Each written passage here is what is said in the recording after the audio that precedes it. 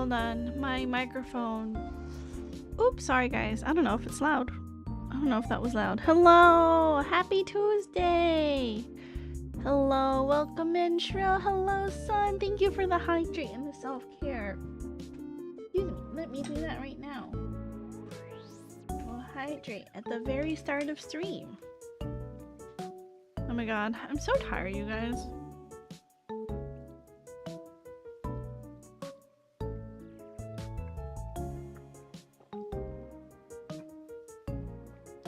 I needed that hydration, thank you. I'm so tired. I'm not even kidding when I tell you, like, addressing the envelopes alone took like an hour and a half. And so when it was like around like 12:31-ish, and I was like, do I have the energy to decorate these envelopes before I take them to the post office? I was like, I really looked deep down inside and I was like, you know, actually, no. Because also yesterday, Eclipse was like, when are we getting our postcards? And I was like, oh, I will just send them out so that this is not delayed an additional couple of days. So that's, you know, and my wrist hurts. Like, I have been writing nonstop and like my wrist is super inflamed. It feels definitely like I need to take it easy or something, because all I've been doing is like using, like, working that requires my wrist to be in a certain position, and then also like playing video games that require my wrist to be in a certain position. And like I have been trying to stretch and stuff, but I don't think that's cutting it anymore. It's gotten to the point where it's like it needs rest.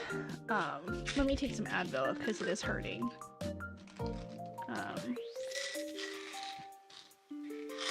And then after I came home from the post office, I also stopped by Costco.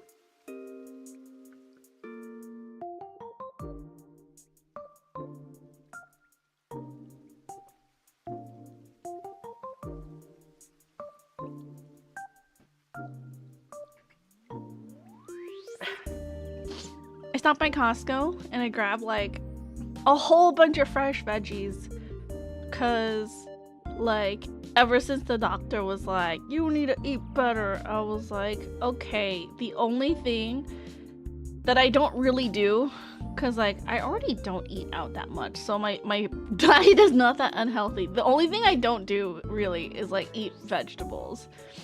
So I was like, okay, I'll just buy a whole bunch of vegetables. So I bought like cucumbers, bell peppers, mushrooms, some canned corn because I love corn. I also got like a rotisserie chicken to shred and eat. I got lettuce. So hopefully that is a good start. Also, like, why are vegetables so expensive? So expensive. They're basically like the same as protein. Might as well just get protein. Anyways, no, I'm trying to eat healthier. It's happening. But I also grabbed like a bag of apples, so that has been quite tasty. I do love apples as a little snack. They just take a while to like cut and peel, you know, like, man, I really wish I had someone else to do all that stuff for me. Hopefully everyone else has been having like a good week. Hopefully your week has been a lot more restful than mine. I'm just all over the place.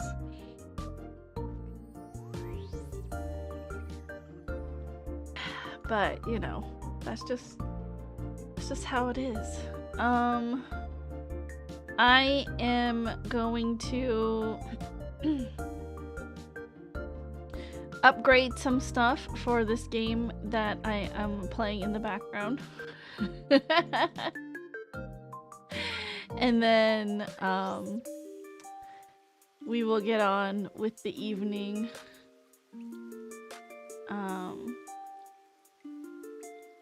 Cool. Okay.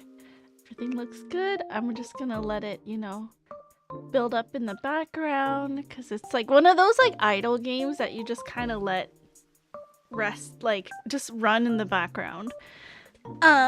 Okay, today we are continuing with some more coffee talk. Let me boot it up here. Okay. Go here. Were we on the left? I think we were on the right, right? Okay.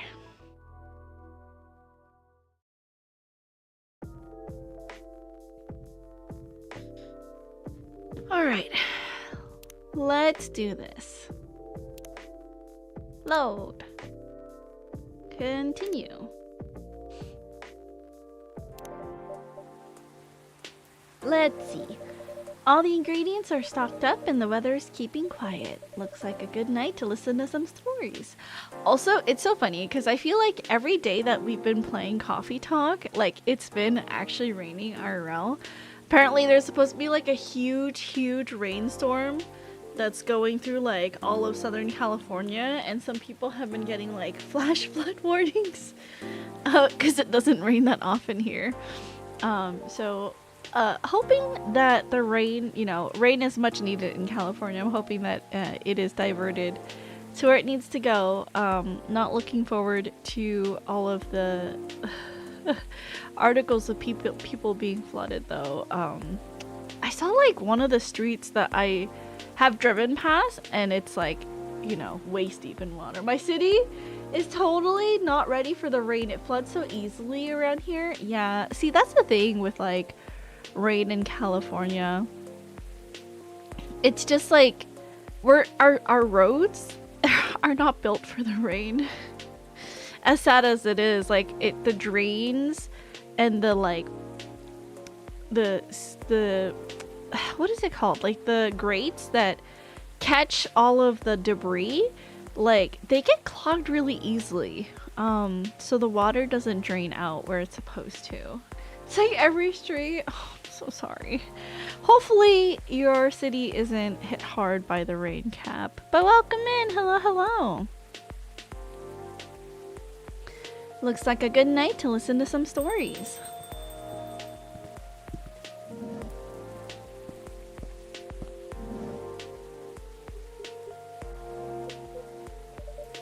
Good evening, Mr. Hyde, Mr. Gala. Nice to see you too. How did it go at the hospital today? Well, it was fine, except I was a little exhausted. Goodness, are you having issues with the children again? No, that's not it. It's just... Well, for starters, my Fury's giving me a hard time. Your Fury? Is it the full moon already? No, but sometimes I get pre-Fury symptoms. Pre-Fury symptoms? Yeah, it's a common thing for werewolves. A few days before the full moon, our bodies start to prepare for Fury, and that changes the way they react to pretty much everything. Symptoms vary depending on who you ask, but it can affect our muscles, our appetite, our energy levels. It can give us headaches and a lot of other stuff. Small, but annoying. That doesn't sound pleasant. No, to be honest, it's not great. For me, I've been feeling pretty sore and more tired than usual. And a bit crankier as well. Is there a drink that could help you with that? I never found one, but if anyone can come up with it, it's you, Princess. Since a Galahad can soothe your fury, maybe it would work pre-fury as well? Maybe, but I think it'd need to be more relaxing. Like a Galahad, but with no caffeine and maybe blue? What's in a Galahad again?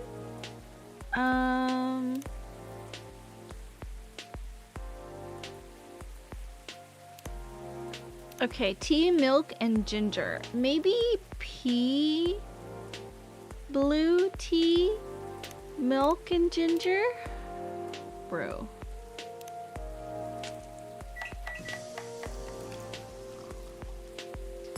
Gala tea! Do we have any items? We have no items. Okay. Serve it. Here you go, a gala tea for you. Do you come up with these names on the spot, princess?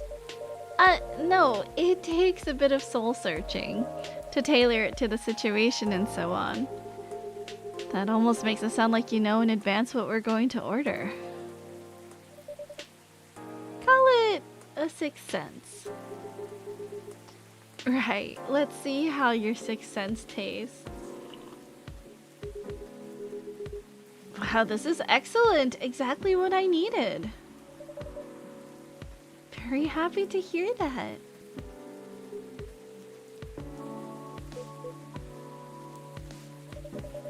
What's with the long looks, you two?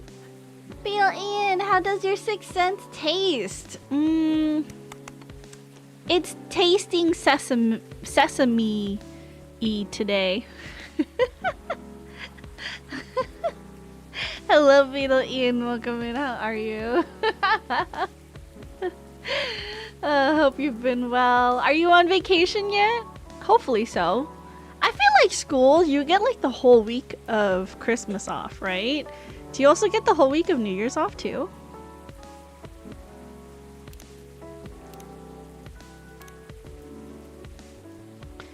A silky but spicy beverage that soothes furious emotions and brings dormant joys back to life. I'm off. You're so lucky. You're so lucky.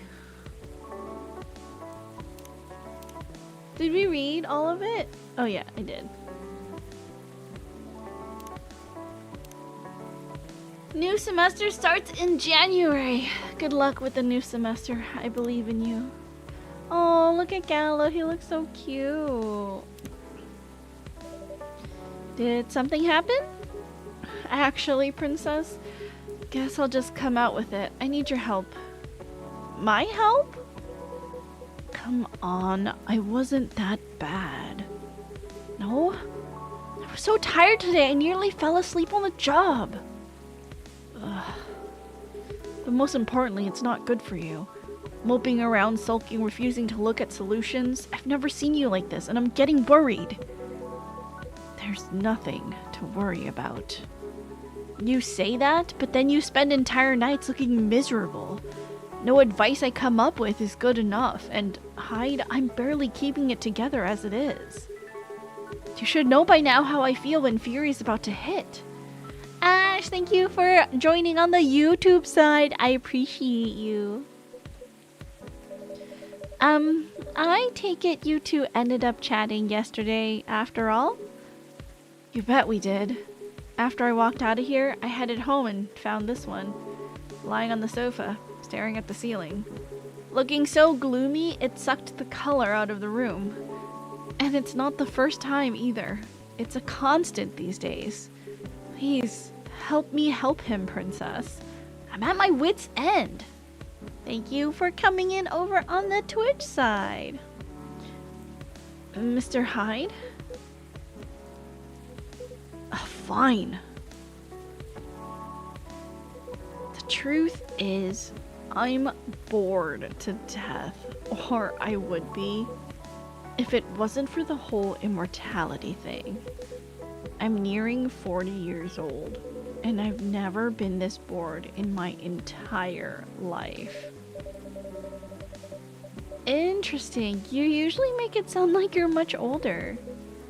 40 years old in vampire years. I'm not saying how old that is in other species years. Eyes on the prize, princess. Intervention first, gossip later. The vampire years is true. My apologies. Why are you so bored, Mr. Hyde? My job. What was that? My job. Hey, don't need to shout. Oh, I'm irritated about it, okay? I'm not exactly used to sitting around twiddling my thumbs, but modeling stopped being fun ages ago. You did mention something like that last time. You are trying to leave modeling behind then? Yeah. Is there a specific reason for that? It's all just so brief. Back when I started modeling, people thought of fashion in a different way. They wanted to keep their outfits for a while, so they had to be elegant, well-made, and versatile. Some campaigns that I featured in stayed on billboards for months, and I knew the clothes would last decades. In a way, it felt like I was building a bond with the wearers. I endorsed something that would feature in their cherished memories. But then social media came and it all became disposable. The clothes themselves, of course, but the models even more. I shoot a campaign, the brand posts it online, and it gets attention for what? 10 minutes? Then another campaign comes in and everything's forgotten. Blink and it's gone. Fast fashion commentary in my visual novel? It's more likely than you'd think. It's true. There's no bond to be built there. Isn't that changing these days though, with slow fashion and the like? I missed a yap! We didn't yap too much, duo. Welcome in, how are you? I just yapped that I went grocery shopping for Olivia and bought lots of vegetables. I dropped off the postcards today and my wrist is super inflamed and it hurts so bad because I've been non-stop writing all week. It's okay, I'm feeling the bah humbugs today. Oh, duo, it's okay. You sit right here. I'll be your little cocoa melon while you bah humbug away. I have to confess, I was a Shein girly for a hot second during COVID, but that was only because I was broke and couldn't buy clothes anywhere else. Time for a steroid shot for your wrist. I wish my doctor would let me do stuff like that. My doctor is so lame and has not helped me with anything at all. She's like, oh, you just probably need to rest it for a while. It's nothing serious. And I'm making her look, and I'm like, look, my wrist is so much larger on the right side because it's inflamed than the left, which is super smooth, and she just refuses to look and listen. That would shrink Princess's balls. Yeah, if I had them. Rest is such a cop-out, damn. I know, I'm sorry, I can't rest. I have to work every day. Sorry. I've never been into Shein, but I must admit, it's because the clothes that I want to wear, I want it to fit really well to me. So buying online is difficult. And two, I'm super into very cottagecore looking clothes, which I have so much fabric and I know I could just make it. You know what I mean? Maybe the stereo shot will make the balls drop. Oh, hey, talking about vintage clothes. That's true, and people are getting into vintage clothes too. I salute that. But the reality of my job remains the same. What about your fans? You have so many people following you. You mentioned that last night, and my answer hasn't changed. They follow me because they think I'm pretty. Being admired is nice, but it doesn't constitute a bond. So, are you saying that you'd like to leave more of a mark? Maybe so. It would be nice if I did something that people remembered. that became a part of their lives in a real way. My assistant is getting fired. She didn't add the final fantasy magic cards to your package. That's okay. I have your package. I actually, when I went to the post office today, I swung by and grabbed it. It is large. I have no idea what you put in there. But I will be opening it on Christmas with all of my friends when we trade presents. So I'll let you know. You ever worry that people only talk to you because you're pretty? I did. I did very much so when I was much younger and cared a lot more about how I looked. There are definitely people out there who will you know, look at you and make judgments about how you look, how you present yourself. And for a while, yeah, like I was really worried that people would only come up to me because they saw like this pretty little Asian girl, you know. Didn't feel great. And now I'm ugly, so it doesn't matter.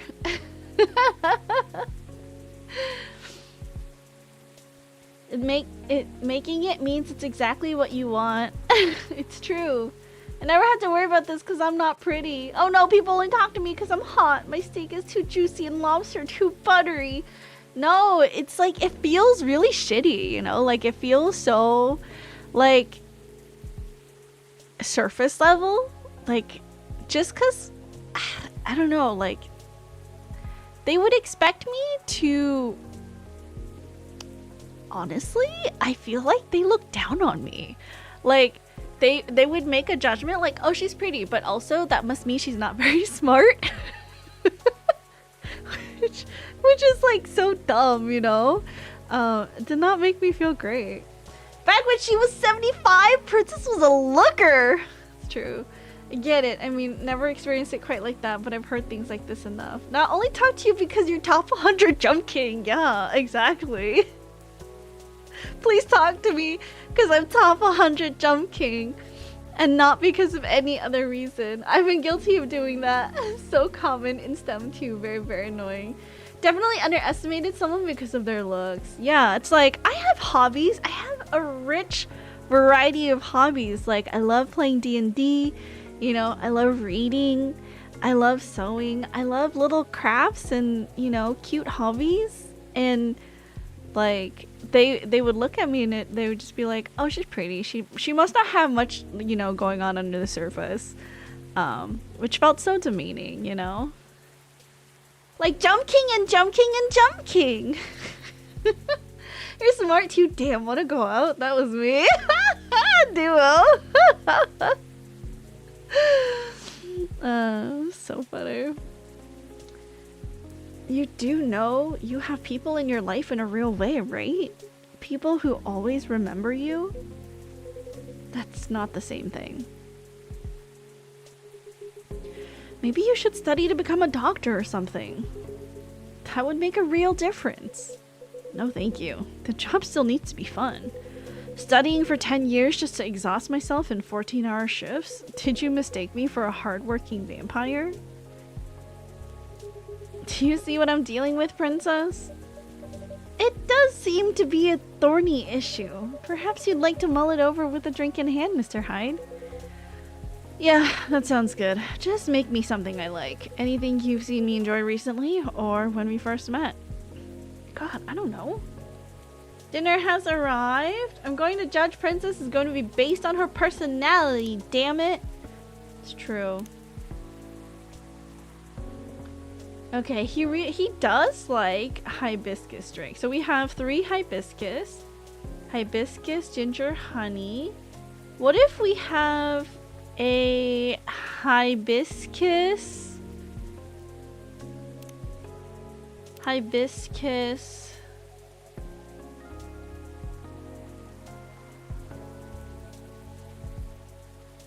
We don't have like a mint. What if we have like a hibiscus mint honey? Do we have anything like that? We don't. True. Shaw, thank you for the lurk! Put me on, I'm your little cocoa melon. Mint honey hibiscus. It doesn't have a special name. I want one of the special names. Okay, what about hibiscus?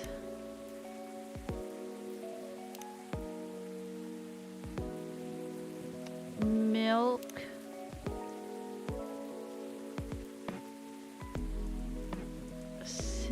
No, that's that one. Ginger? Milk ginger. Bro. Most people overlook perception management. What does that mean? Perception management. They're not managing their perceptions well?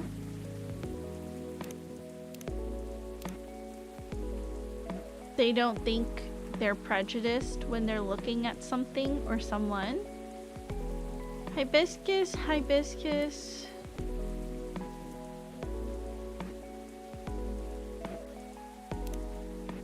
Milk. You gotta manage the way people perceive you. Okay, I don't like any of those. Okay, let's just make the Zobo. I know he liked that one, right? The Zobo was good. Hibiscus, ginger. Brew.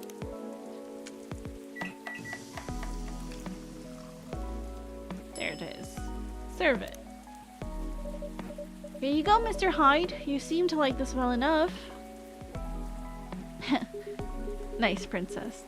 And you lost your bet, Hyde. A bet? When Hyde was wallowing in self-pity yesterday, I told him many people cared about him. And I bet you could remember what he liked, even if he gave you no instructions. So now I get to say that I was right, and Hyde gets to buy me dinner. At a place of my choosing. Oh my god, choose the most expensive place, Gala. Especially in the workplace. Quality of work is not enough. You have to tailor the way you want to be perceived. Oh my gosh, it's so true. Like, the workplace is just a popularity contest. Like, who gets raises and who gets promoted is not always based on who can do the actual job. Like, I'll be so real with you guys. As someone who has been a part of corporate America for, you know, like 10 plus, almost 70 plus years now. No, I mean 60 plus years. It is who you know. It is how you talk to them, how you make them feel. And how you're perceived by others that will get you the promotion or the job raise. So you know, not what you know. You're expected to be competent at your job. Your paycheck is your incentive. It's true. You're going to pick that horrible steakhouse again, aren't you? You know it. Have you won other bets in the past, Mr. Gala? Let's see. You say it, Hyde. You say it, Hyde. He's won every single one of the bets we've ever made. Oh my gosh, that's so funny. Wow. Yeah, I'm this close to being able to buy a new TV with the money I'm saving on food. Just rub it in my face, why won't you? I have to tailor the way I want to be perceived. Post the most rancid degen shit just to get a reaction, positive or negative. Oh, hi everyone. Hey, Lua. Hi, Lua. Busy night, I see. Hi, Miss Lua. Busy and lively, just the way we like it. That's good. And I'm really glad you're here, Hyde. I wanted to apologize for the other night. I was so excited to see you, especially since it had been a while. But we ended up fighting with Bailey's instead. You must be getting bored of our arguments. It's alright, they're kind of fun to watch. I want to be perceived as a VTuber simp. Hopefully that's what I'm projecting. Oh my gosh, wait guys, do you guys want to hear a sneak peek? Save. Do you guys want to hear a sneak peek? I'm working on it, but...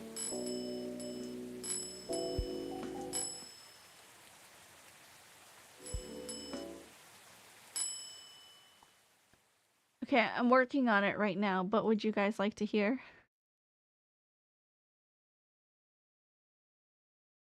Let's start at 30 seconds. Maybe 30 seconds will be good. Oh, I hope it's not too loud. Let's bring it down.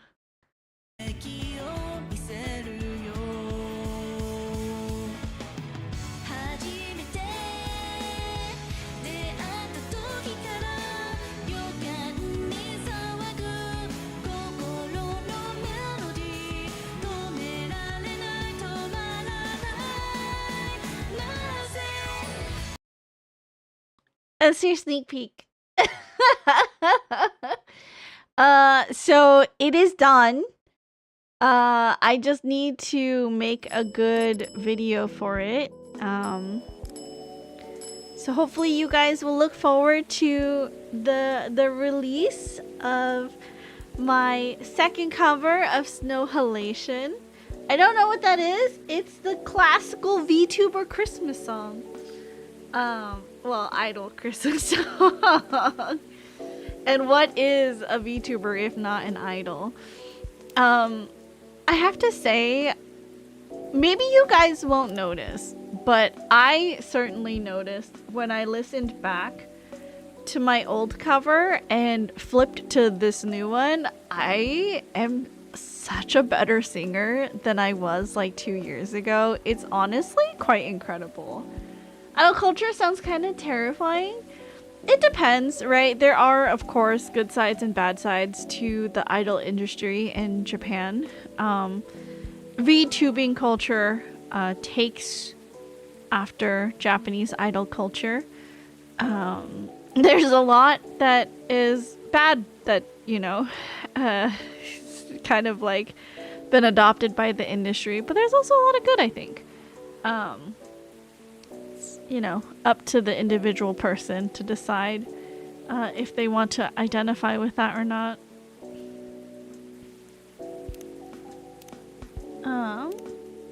What have we got here? Hide. Blood sober for 10 years. That's crazy. Hey guys, up, said Lucas.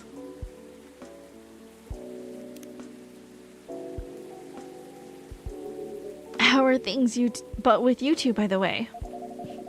Just let me order before I answer. If that's alright, princess?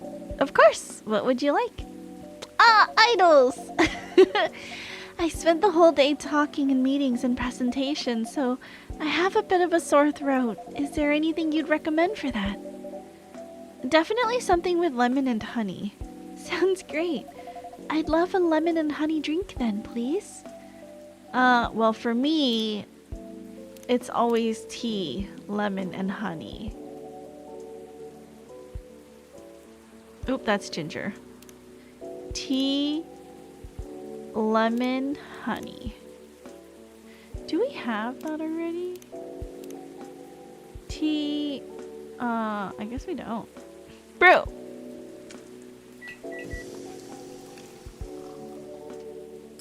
Oh, that's so cute. Serve it. Here you go. Some honey to soothe, some lemon to boost recovery. Oh, that's so cute. Sweet and memorable, like summertime blues. We found all the tea drinks.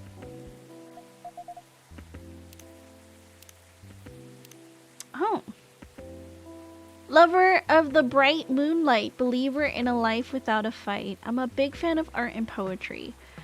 Working 9 to 5 in a trading company by day, going to poetry readings and museums on the weekends, enraptured by the forbidden fruit. I've had summertime blues in my head today. Is that a song? I want to be perceived as good, but my opinion of myself is low, so I'm more afraid of being discovered as a fake. I mean, it just depends on how you put yourself out there, right? Your actions will define how you're perceived by others.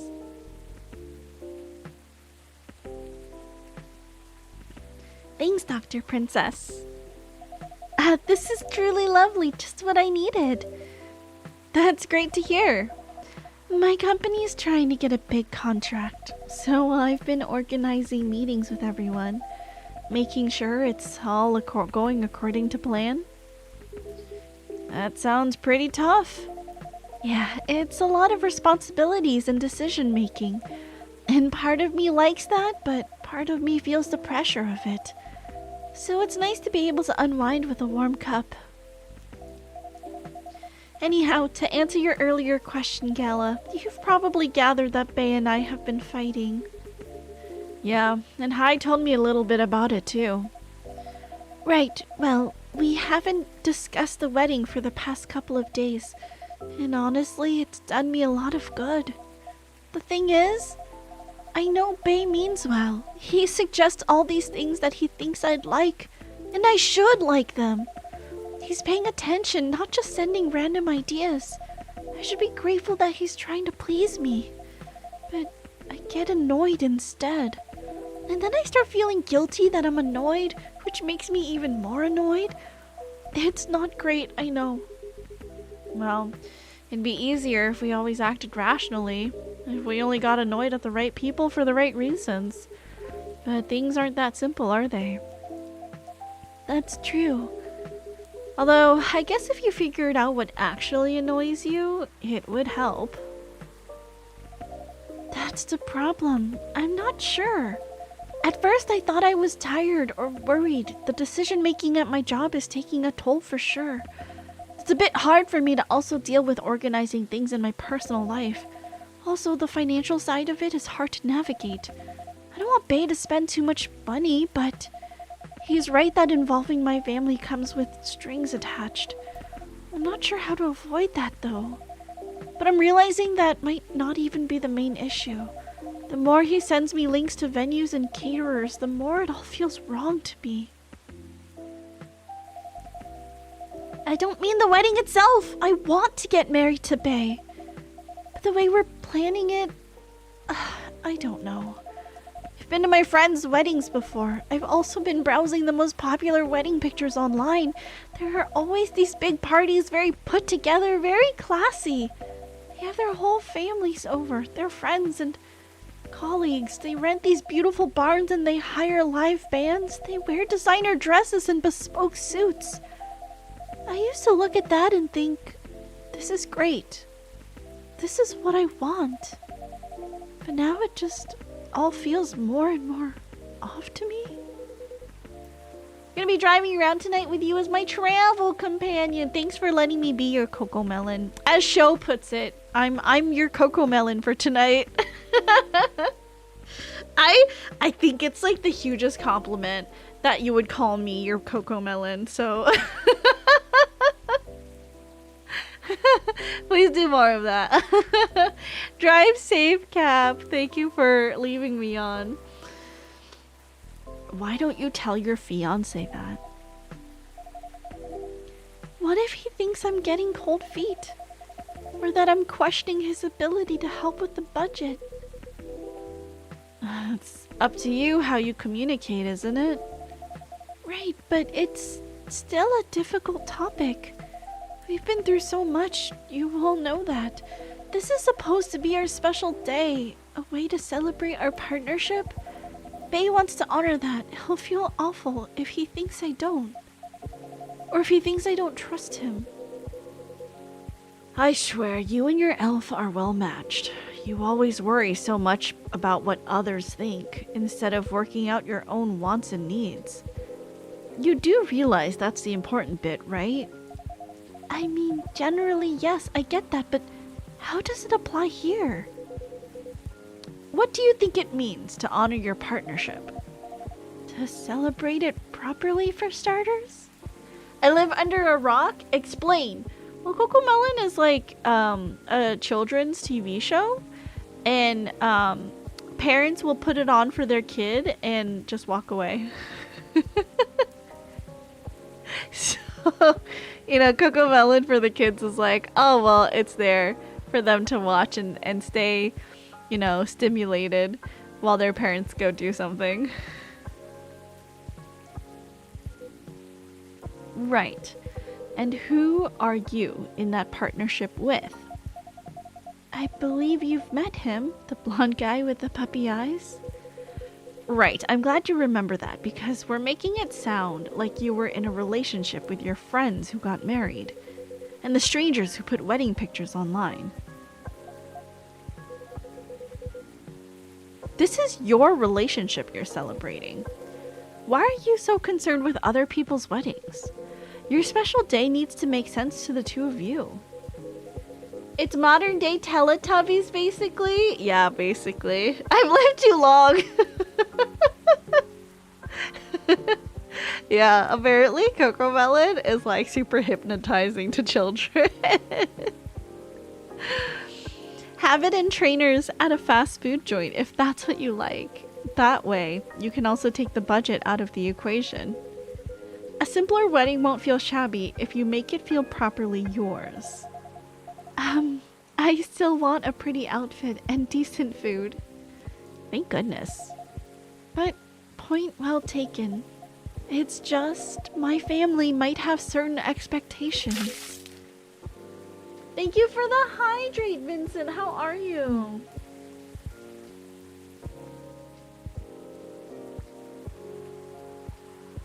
Merry Christmas. How is the talking of coffee? It's been pretty good. It's been pretty good. Hope you've been doing well.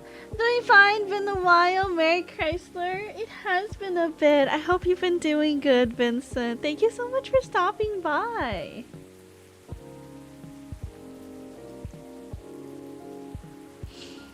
Did they openly say that? No. Then maybe they do, or maybe you just think they do. Oh, thank you for the donut shop outfit, Ash. Love it. It's so adorable. Thank you so much. I appreciate it. The only way to find out is to talk to them. Besides, isn't Bailey's also about to become your family? You sure are the only family he's got. I'm not saying to disinvite everyone or to fight with them or anything, but you shouldn't put their needs above your own. So adorable, just like your new Final Fantasy outfit. Oh my gosh, it's so... I love my new Final Fantasy outfit. So thank you to Jihi for crafting that for me. I really shouldn't, should I? You've given me food for thought. Thanks, Hyde. My pleasure. Amazing how you perk up when you give two people advice, Hyde. Maybe you should become a therapist.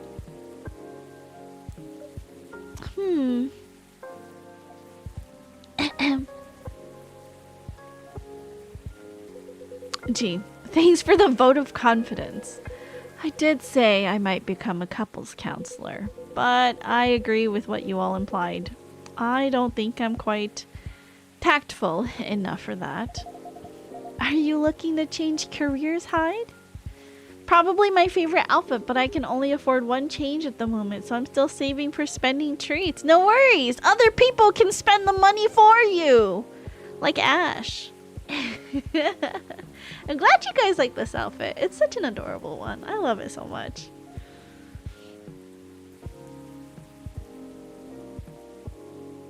Ash, my sugar mama.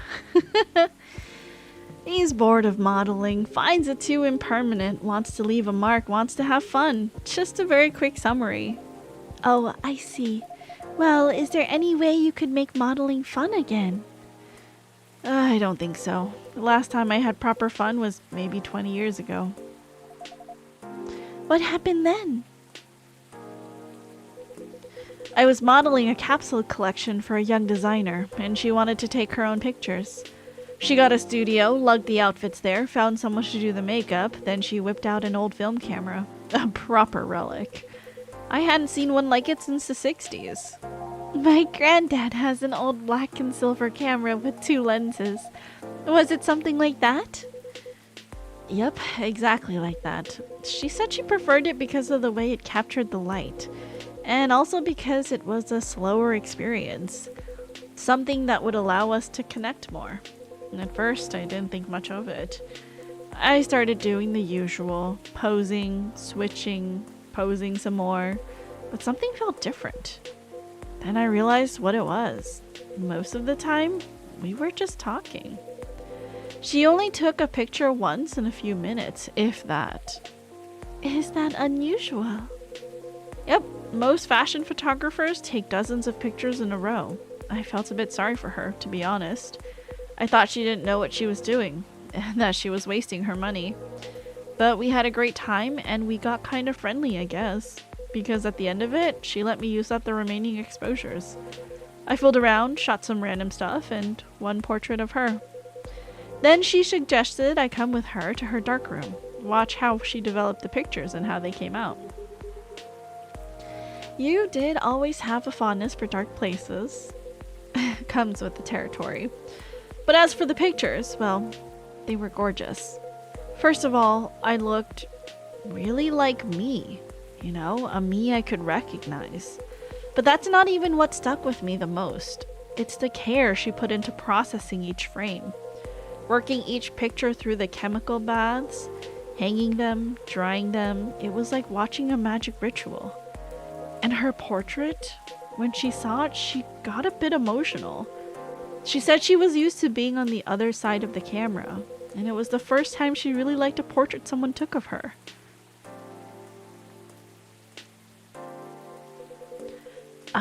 I'm in a weird place these days. It's not like me to tell these kinds of tales. Or to launch into soppy monologues, really. Just forget it. No, I think it's a beautiful story. And it gives me an idea, I think, of another career for you. Please share, Lua. You'd be doing both of us a solid. Go on, then. Well, maybe it's because I've looked at so many of them recently. But apparently, film is making a big comeback for wedding pictures. It's what you said. It captures the light beautifully. And it's more personal, slower approach. Maybe you could try that. Who, me? No, the other vampire who's looking for a new line of work. I think you've got the wrong guy here, Lua. I know I'm disgustingly sentimental these days, but I'm not that far gone. Attending one wedding gives me cavities, let alone several per month.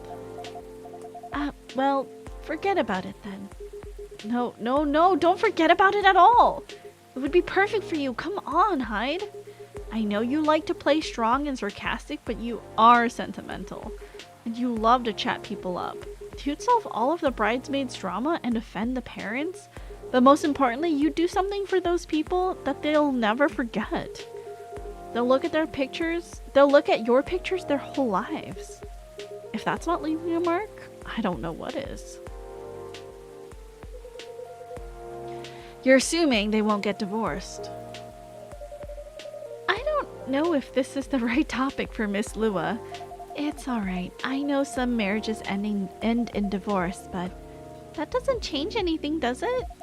Whether a marriage lasts for a few months or several decades, the wedding is still an unforgettable moment in someone's life. That career in Mafia is really looking up. You're hopeless. I'm falling asleep on my chair now, so I'm gonna head back. Do whatever you want, you thick-skulled vampire. Just don't stay out too late, okay? Yeah, alright. That's my cue as well. I have some thinking to do. And maybe some talking. Thanks again, Hyde. And good luck. I hope your next adventure is a good one. It will be. Good night, Lua. Good night, Princess. See you later. Good night, you two.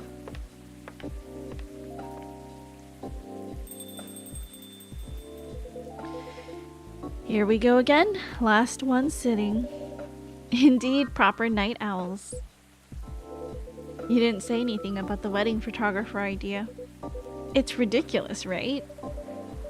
That's not for me to say, but I wouldn't call it ridiculous. It sounds like you enjoyed the whole film photography experience. And you do like being around people, don't you?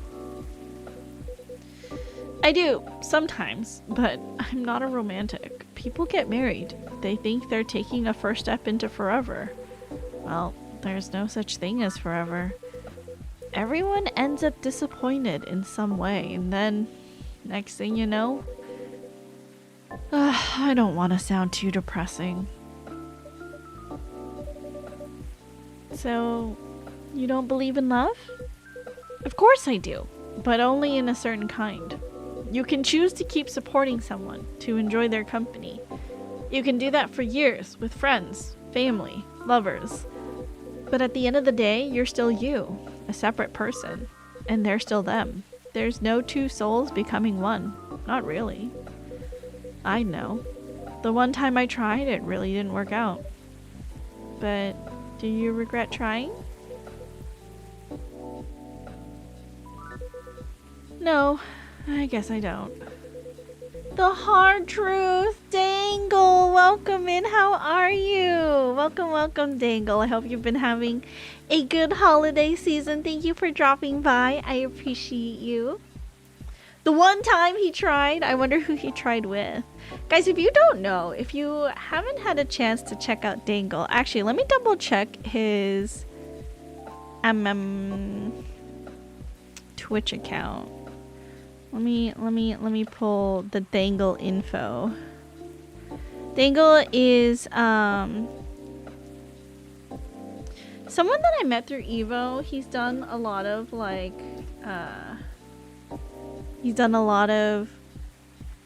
covers. He's done like trans lyrics for Japanese songs, and they're all like really good. Super duper talented and an incredible singer. He's performed at like Anime Expo as well, so go check him out, you guys. I only see a YouTube link, so go check out that YouTube link right there. Maybe I should watch on Twitch. No, it's okay, I got you. I'm gonna shout you out wherever you're most comfortable. If you're comfortable on YouTube, you stay on YouTube, dude. It's just for me to shout out, but I shouted you out. You're good. Of course. Oh, you're the same on Twitch. Gotcha. Okay. There we go. Yeah. Oh my gosh. Check out his covers, Ash. They're so incredible. It's never going to be my thing. And there's freedom in knowing that about myself. It's given me space to build other relationships that work much better. But at the same time, when I see people who truly believe it, people who walk into it willingly to share their lives so closely, even if for most of them it won't pan out, there's something beautiful there. Like watching a butterfly fly too close to a flame, or a flower bloom like it will never wilt. Well, in my case, I singed off my wings, but I'm still here. And on that day, for that minute when I said we'd be together forever and meant it, I sure felt alive. If you know all that, then you must also know that it's something worth celebrating. And something worth helping other people celebrate. You're a tricksy one, princess. And I'm too tired to fight your logic, which means it's time for me to head back. Of course, Mr. Hyde. And I meant to say, I appreciate our one-to-one chats. I hope we can keep providing you with a comfortable space here. Oh, it's plenty comfortable, for sure. Besides, well, it all boils down to this, doesn't it? What am I missing? What am I missing? Guess where I am, because I sure as hell don't know. You doing anything fun for the holidays, Dangle? It all boils down to this, doesn't it?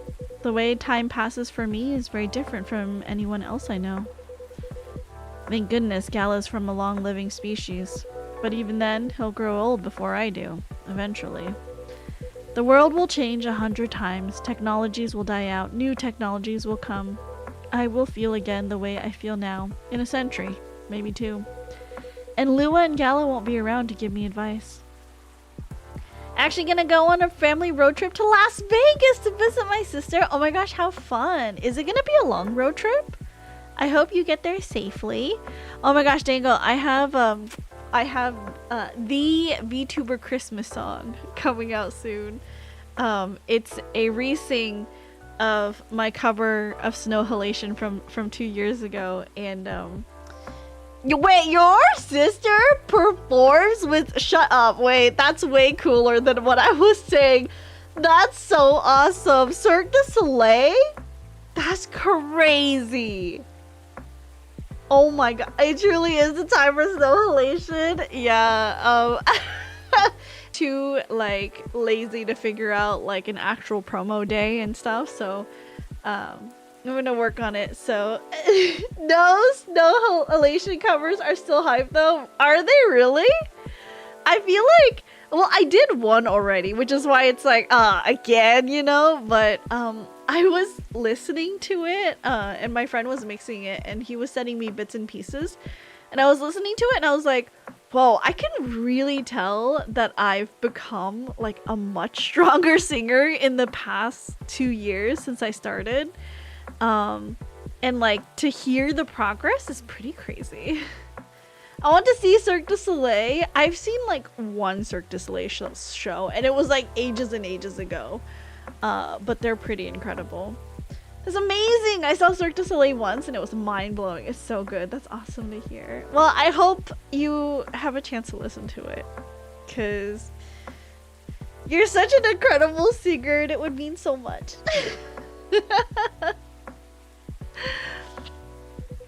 The world won't wait for me, but you will. Am I right, princess? That is very perceptive of you, Mr. Hyde. Hey, you've grown to know me quite well. It's only fair that I know you a little in return. I suppose that's true. So anyway, I'm looking forward to that, to continuing our story. It's nice to know that no matter how much time passes, there's always going to be someone here rooting for me. Thank you for your trust, Mr. Hyde. We will make sure it's not misplaced. I know you will. And on that note, I guess I'm going to go browse for some film cameras. Make sure to keep an eye out for it. What day is your group posting it? I'm probably posting it on Christmas Day. So that will be on Thursday, Christmas Day. Yeah.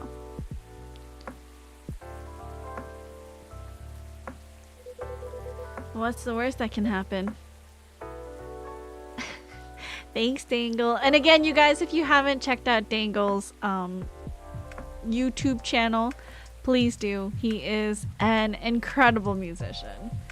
What an amazing present. I know, so cool. Dangle's so cool. Indeed. Take care of yourself, friend. And you as well.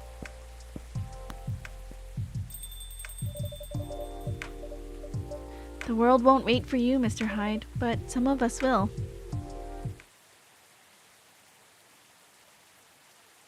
Cappuccino, an Italian delight. I'm sure the president is your snow halation cover. What, me? No, you.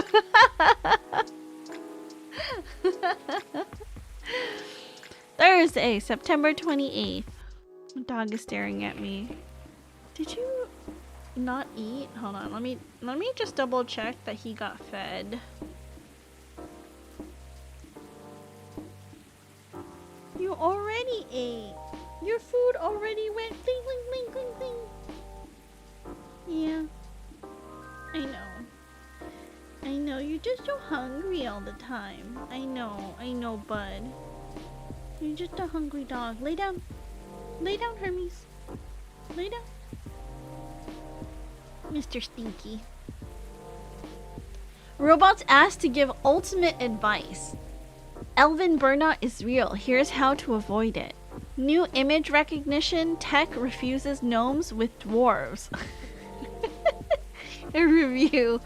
Oh my goodness. Thank you for the head pat. Welcome in, fan. How are you? Hope you've been doing well. What do we got here? We've got a few stories. A girl always has her secrets. Top of the morning to y'all. Hungover but feeling awesome? Just spent almost 2 hours checking on the mobile games in the App Store. The amount of copycat games is just staggering. No delivery today. We'll resume tomorrow. Alright, let's check the Evening Whisper story. On Top of the Ferris Wheel by Ralia Omat. actually sick, unfortunately. Oh, fan, I'm sorry. That sucks. I hope that you're feeling better. Drink lots of water. Lots of lemon tea with honey. It's really good for your throat.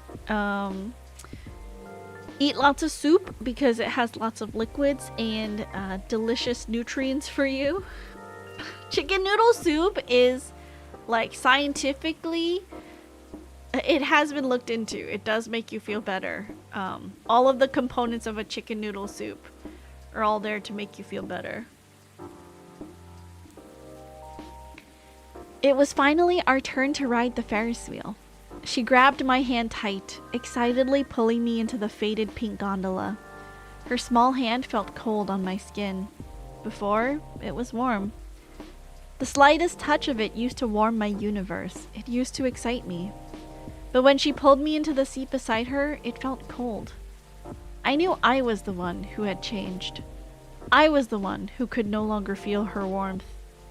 The Ferris wheel finally moved. She stared at the lake beside the wheel as we went upward slowly. The Ferris wheel is amazing, right? I feel like it's taking us to a world separate from our own. A world for just the two of us? She began a conversation. I replied with a faint smile. Hey, pretty boy. Want in on a secret? I love you. Her smile was so sincere, it was painful to receive those words.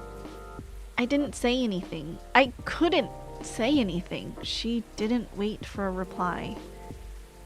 A long silence passed as she turned back to the scenery laid on the other side of the window. I knew she was hiding her face from me. The Ferris wheel... Okay, sorry, my dog was like staring at me. The Ferris wheel was halfway to the top now, still climbing ever so slowly. I tried to find the words I wanted to say to her. What's the softest way to break someone's heart? We reached the top of the Ferris wheel when it stopped. It tastes good too. Scientifically so tasty. Very true. Do you guys put anything special in your chicken noodle soup? For me, it's really bad of me, but I usually don't have like pasta shapes. I feel like it's just so annoying to have to buy like spaghetti noodles and different pasta shapes. So when I make chicken noodle soup, I'll break my spaghetti for the noodle instead of like cooking like a thing of pasta. Had a fever Monday morning and today I have pretty bad chest pains at the moment if I get a cold or exert myself too much. Oh, I'm so sorry. Oh my goodness. Take it easy. Drink lots of water. Don't do anything that will raise your heart rate too much. If it works, right? I just feel so bad because like people are always like, don't break your spaghetti, and I'm like, yeah, but it's going in soup, you know. So naughty, can't believe it. It's true. Oh, Santa's gonna give me a lump of coal, you guys. For a moment, our time was frozen on the tip of the world. Hey, can we talk? Words finally found the courage to come out of my mouth. I know exactly what you want to say. You've been holding it in for months now, right? That same sincere smile. She should have kept that smile for someone who could love her as she loved me. Not for someone who was about to break her heart. I'm sorry. I'm sorry. I thought I was ready for this, but I was just pretending. Silly, huh? It's not. It's my fault. I'm sorry. She tried to fake a laugh. Her eyes were wet behind her glasses, bedewed by her tears. You deserve someone better, not me. I'm sorry. Hey, can you pretend a little longer, too? At least, not up here, please? I cursed the universe for letting her love the wrong person. I cursed myself for letting her love me. The Ferris wheel creaked softly, signaling its movement, this time downward. That was so sad. Ugh, my heart. Egg noodles, like the thick ones, And then it's chicken bok choy chicken broth, some green onions on top after it's done. Ooh. If you make a big batch with bok choy, doesn't it get too soft if you like reheat it or no? I rushed up the stairs a bit too quick and I am paying for it right now. Yeah, take it easy, fan. I'm so sorry. Well, you're welcome to hang out here. It's nice and cozy. You know, maybe make some hot chocolate or some tea and cuddle up. I'm your cocoa melon for tonight. If I had leftovers, maybe, but I never do. Oh, when I make soup, I make like a lot of soup. So I have to be mindful of how it's gonna like reheat. Good evening. Officer, welcome. Hey, princess. How are you doing?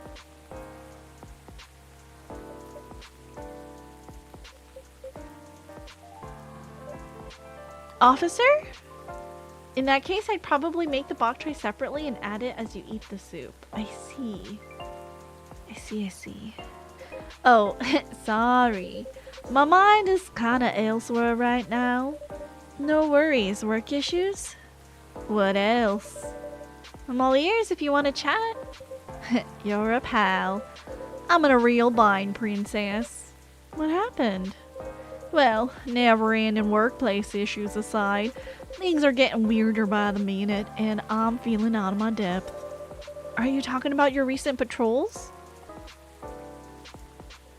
Yeah, I've been analyzing the CCTV footage the last couple of days. Oh, I see. How did that go? Did the cameras manage to capture anything? Yes and no. The infrareds caught a couple of blurry things. They ran off, turned a corner, and disappeared. Could have been anything, like rats or cats. But neither fits what I heard on the scene. The footsteps, you know, the laughter. Come to think of it, it sounded more like giggles. Giggles? Can werebeasts giggle? Not at that size, no. Just listening in while leveling Summoner. Southern accent last night was acceptable, BTW. All good to know. Yesterday it was good.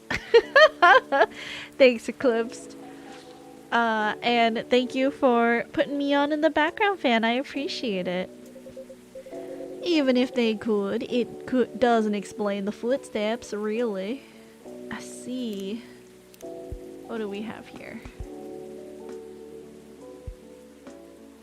Do you know why the satyrs from France are more musical than ones from America? Because they have French horns! Sorry, not sorry. So what's next? I have some ideas, but they're just wild theories at this point. In short, I'm stumped. You know, princess, I've been racking my brain ever since Miss Riona dropped that bomb about the fairies, you see. Oh, what about them? As it turns out, fairies was an umbrella term for many types of beings. Anything that didn't fit the known physical rules at the time was to be referred to as such. Oh, does that mean banshees were part of the fairy folk? Probably. Not anymore, though. It's an ongoing process, but the list is getting shorter. But back then, any sentient being that was even remotely incomprehensible was considered that. And that includes apparitions. Apparitions? Yes, apparitions like ghosts. Ghosts? Ghosts! Just repeating is not gonna make it any much more understandable, Georgie. I see. What do you mean I see? Huh? Doesn't it sound like a bad joke to you? I'm not sure I follow. But come on, ghosts don't exist. Do they? 'Cause if they do, all I can think about is that damn tree now. Right, the tree. Does that mean it's haunted? It could be. Ghost princess, ghost! Stop! I don't.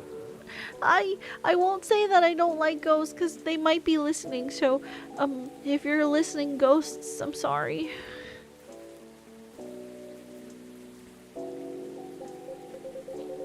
Don't get how you can be so calm about this. Huh? Well, why wouldn't I be? I mean, there have been all sorts of customers here. Some of them are so out of this world even, sometimes literally. You're right. I guess you're not the one who's being weird here. Don't say that.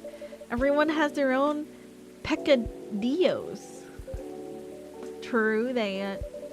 If you don't mind telling me though, may I ask the reason you're so afraid of ghosts? Gosh, no. That's a long story. Not something I'm ready to talk about anyway.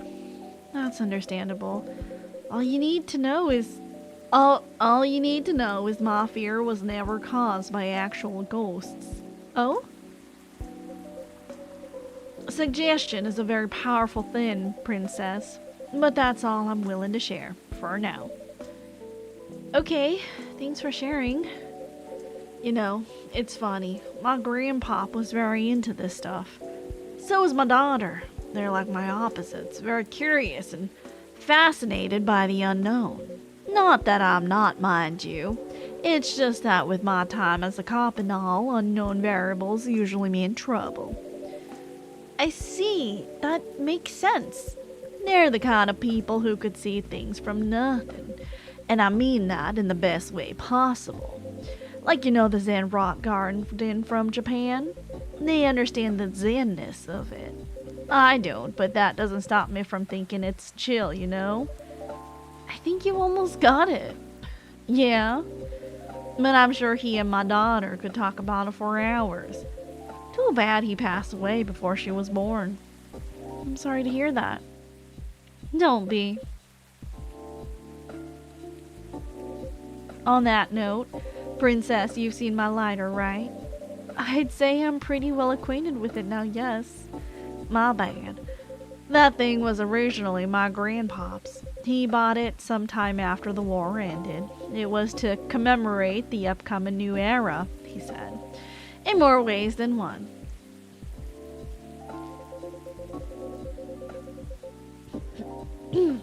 He got honorably discharged due to a severe leg injury he'd never be able to recover from.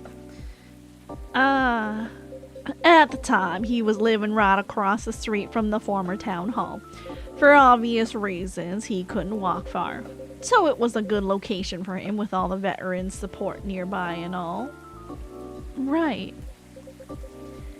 Now about that street. You see, my grandpop liked to chat.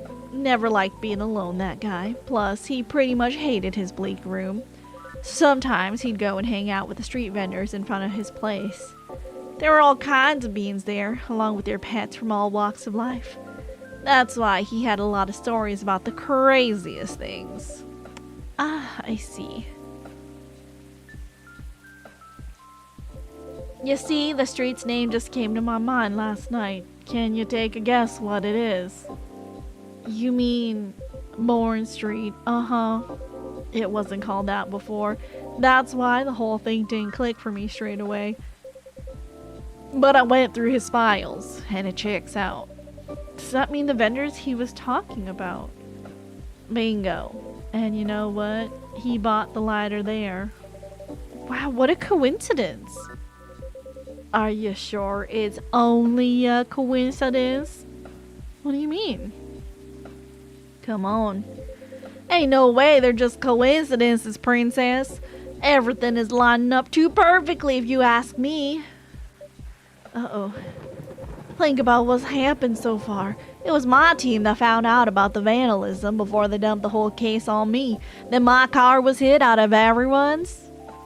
Right. Then my luck started tanking. The broken mug, the fan, the black cat. Just tons of weird stuff happening in the past week alone, you see? Right. Then one thing led to another. My team was chosen to lead the investigation. And tell me who's in charge of the case. Me. Then there's the Banshee lady, your patron, with some information I wouldn't have thought of.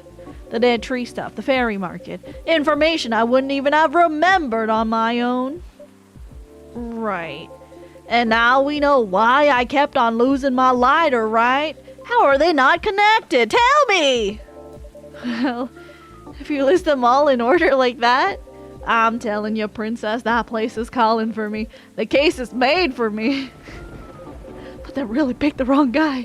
I'm just real bad at dealing with spooks. They make me question everything I've ever known, you know? But I've always thought you're pretty good at handling ambiguity, officer. Not when it comes to supernatural stuff. Because we don't know enough about what's real and what's not.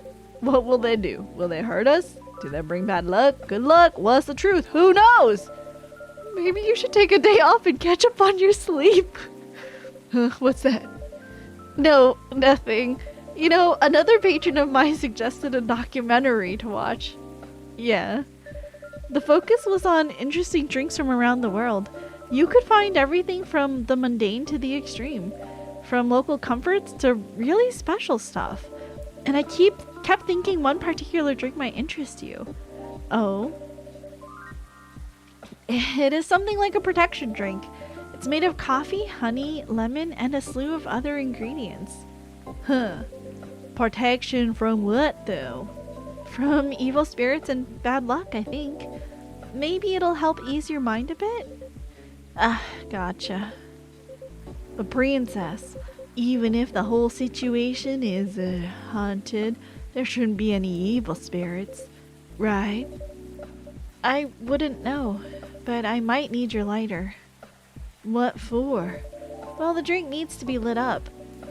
I just think your lighter might give it that extra magic boost it needs. Compared to just using a regular flame, I mean. What are you gonna make me anyway? Nah, I trust you. Here. Don't take it personally, Ghost. You're just part of a very, very long list of things. Yeah, you know, maybe. Okay, then make me this magical drink you've learned, princess. Coffee, honey, lemon. Coffee, honey, lemon. Is that what I said?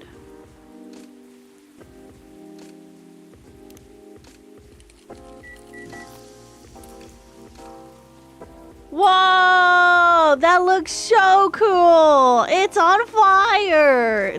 Is there alcohol? Okay, let's give this back.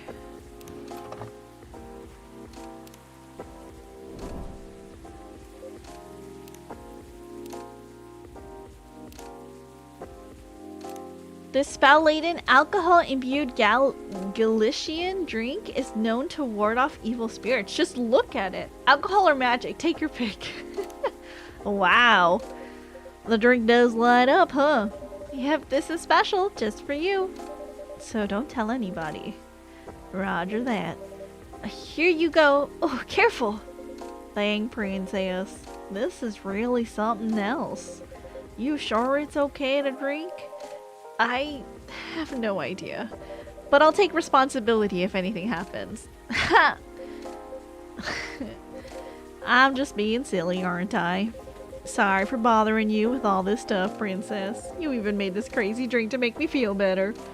Don't say that. I'm always happy to help however I can. Thanks. Galicia?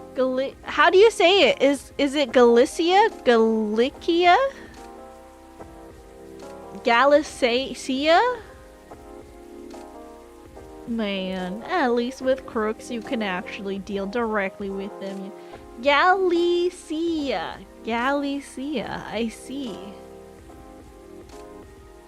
Thank you for teaching me. Galicia, so it's Galician. Galician, I think. You can actually deal directly with them, you know?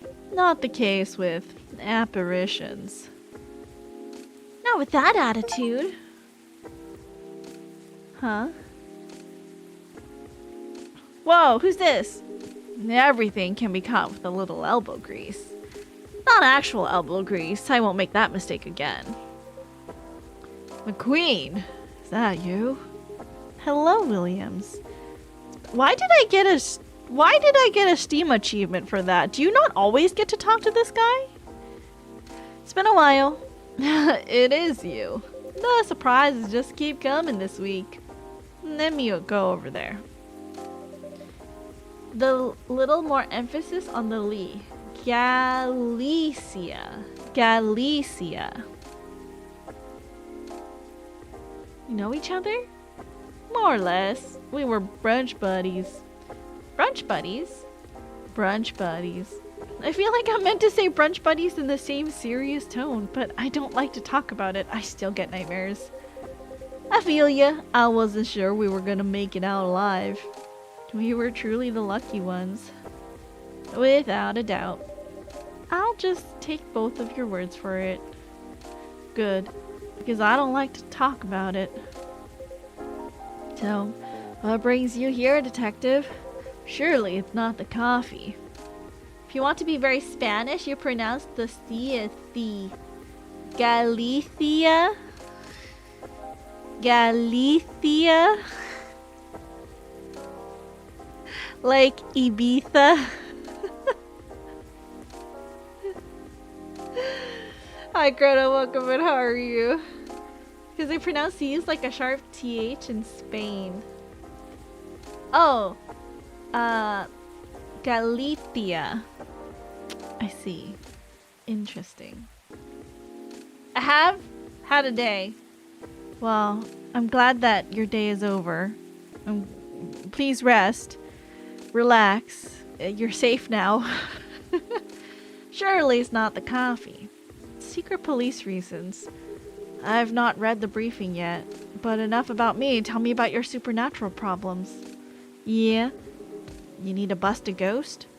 Oh, well, busting might be a bit much. I was just talking to Princess about getting over my fear of that stuff. And ghosts. I here for vibes? Well, welcome in. Hope the vibes are vibing. I ate a very healthy meal for Olivia tonight, filled with lots of vegetables and the dreaded rotisserie chicken that my PCP hates because she's like, it's full of sodium, it's not very healthy. Yeah, right. That's how they say it in the region I live in. They might pronounce it differently there and might be pissed at me now. Dialects vary pretty heavily.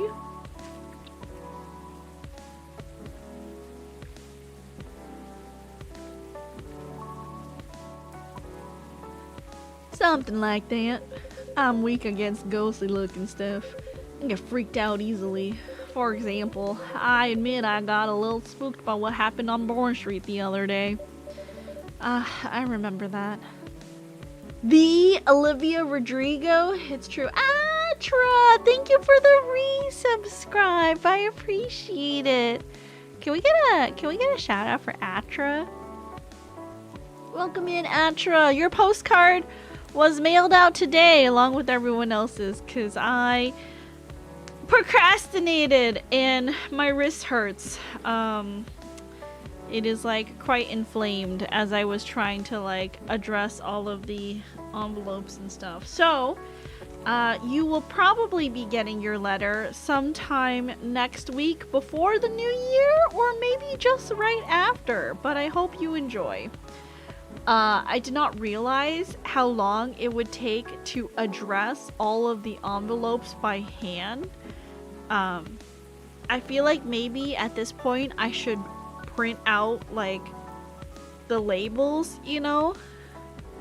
But at the same time, I'm like, it adds such a little nice touch to handwrite these things. Not that like I'm also handwriting the you know message on the postcard, but I feel like it's just such a nice touch. And I'm such a sucker for like handwritten things. Also, though I live in Spain, my Spanish is atrocious, so value the opinion of actual native Spanish speakers far more than mine. I see. That's okay. We totally get it. I mean, my Vietnamese is not that great either. I know very well that unchecked fear leads to prejudice. That's why it's a no-no in my book. It even pains me to admit that out loud. Sometimes the toughest case to crack is ourselves. Or other times it's ghosts. How do you do it? How do you do it, detective? Your cases, man. I'd have probably lost all my hair by now if I were you. I try not to think about it all that much. And when I do think about it, I think, who else will do it? Nobody. That's who. Yeah, that makes sense. You know, once you get over the dead part, they're just like you and me. Look, I remember this one case. We were investigating a haunted apartment. This lady, her husband, had recently passed away but wasn't moving on, if you get my drift. Real deadbeat. Couldn't take a hint. Anyway, we had to go in and exorcise the place, right? But the husband, he's caught wind and he's retreated into the basement. I won't get into the technicalities of it, but it's harder to get a ghost out of a basement or an attic. It's all about angles, really. I mean, I get it. That used to be his home. All his stuff is still there. It's hard, I get that. So I'm slowly going down the stairs to try and coax him out. Bam! Next minute, all this romantic music is playing and the whole place is lit by a spotlight. Basic sensory illusions. Classic ghost tricks. Then before I know what hit me, I'm sitting at this pottery wheel and he's behind me and... Wait, isn't this the plot of the 1990 film Ghost? Oh, maybe? We had a movie night at work and I dozed off before it started. The story must have slipped into my subconscious. I speak 2 languages fluently already with English and German. A third would be unnecessary. Ignore that I live where I live. Speaking languages is never unnecessary. It just adds, you know, more ways to communicate with people. Action, welcome in. How are you? Riveting.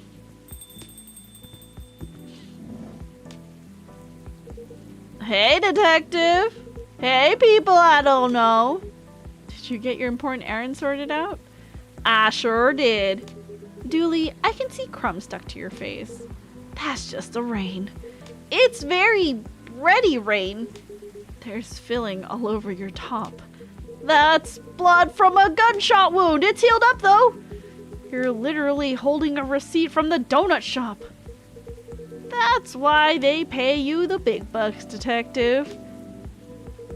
So what I miss? We're talking about getting rid of Officer Williams' fear of ghosts. I know it would be really cool to speak 3 completely separate languages. Yeah. I can speak very bad Vietnamese, very bad Japanese, and semi-proficient English. And like not even baby French. I suck at learning them, but super lucky I was raised bilingual. Nihongo jozu, jozu janai yo. Atlan no Nihongo wa atashi yori motto jozu.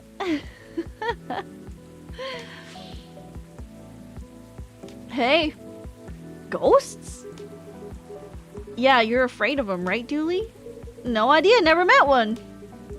We stopped a ghost riot. Ghosts aren't real. So you don't need to be scared of them. Easy. There you go, I guess. Sorry that wasn't much help. Nah. What you said, that they're just like us, that's a good thing to be reminded of. Exactly, they used to be alive just like us. As long as they don't try to eat, possess, violently murder you, you should be fine. Sonokoto nai. But never having had an actual German education means I speak it far better than I can write it. Grammar is the bane of my existence. You know, the only word I learned when I was like working in Germany, genau. It's like the best word to use to respond to any German sentence. Genau. Very reassuring. Just talk to them, feel their culture, listen to their issues, and spectral whales. Treat them like any other person. See what's on the inside. Which should be easy since you can see through them. I thought you didn't believe in ghosts. It's best not to overthink anything he says. I certainly don't. Well, thanks for the advice. I think it'll help. Our pleasure.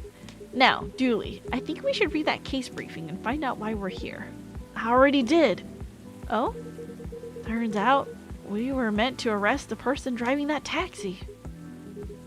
Instead of taking it all the way to Seattle, yes. Why? Driver was a chupacabra. Okay, let's get out of here, Dooley. Good luck, officer. Thanks, McQueen. A lot. You too, Officer Dooley. Bye, guy. Good luck with your rat problem or whatever. Bye, Coffee Wizard. Take care. How random. That was quite something. Well, what do you know, princess? Looks like my good luck is back. I'm feeling like $1,000,000 now. I'm very glad you do. Thanks anyway, princess. I really did nothing much. Are you okay? Going to be okay? Okay enough to start thinking about what to do next. I'm done here for the night. You have a good evening, alright? Please keep me updated, officer, and stay safe. Will do. Alright then, maybe I'll go check the stock and...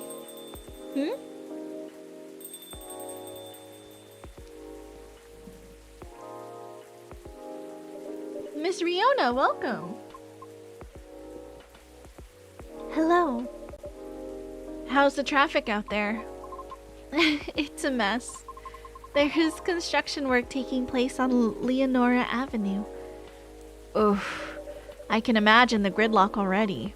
Fortunately, I have no deliveries to make today. That's great. I'm happy you're here. So, anything I can make for you this evening? I'd like something for my throat.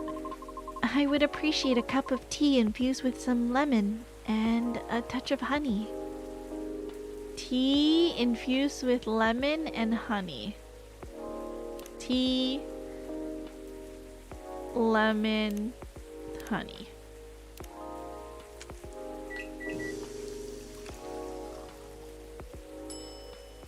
Serve! A cup of warm midsummer night's dream for you, miss. That's what we call it here. How whimsical.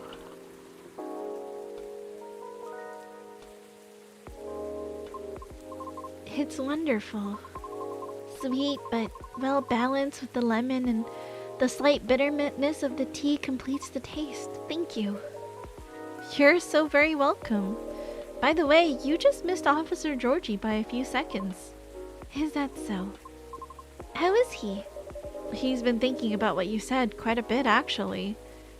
Oh? He's currently dealing with plenty of clues he isn't used to. That's why he's hard at work at the moment. I see. Would you mind doing me a favor? Oh, what do you need? Could you give my contact information to him?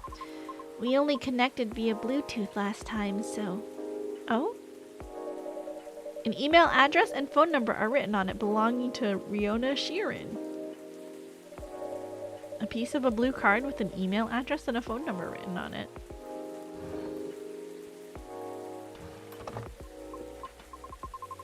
What I said a few days ago may have been a bit overwhelming. It is possible that I spoke more than was necessary. All because I couldn't help but feel a pang of bitterness knowing what happened to the tree. That's entirely understandable, though. But it is not my intention to interfere with his work. As such, if he requires any assistance, please do let me know. It is the least I could do, as I realized there would be plenty of difficulty obtaining information. Oh, I mean because Officer Georgie is a human. And we semi-physical beings have our own way of sharing information. As such, I understand what you mean. Okay. I just do not wish to incriminate anything or anyone. It's fine, I get it. I'm glad.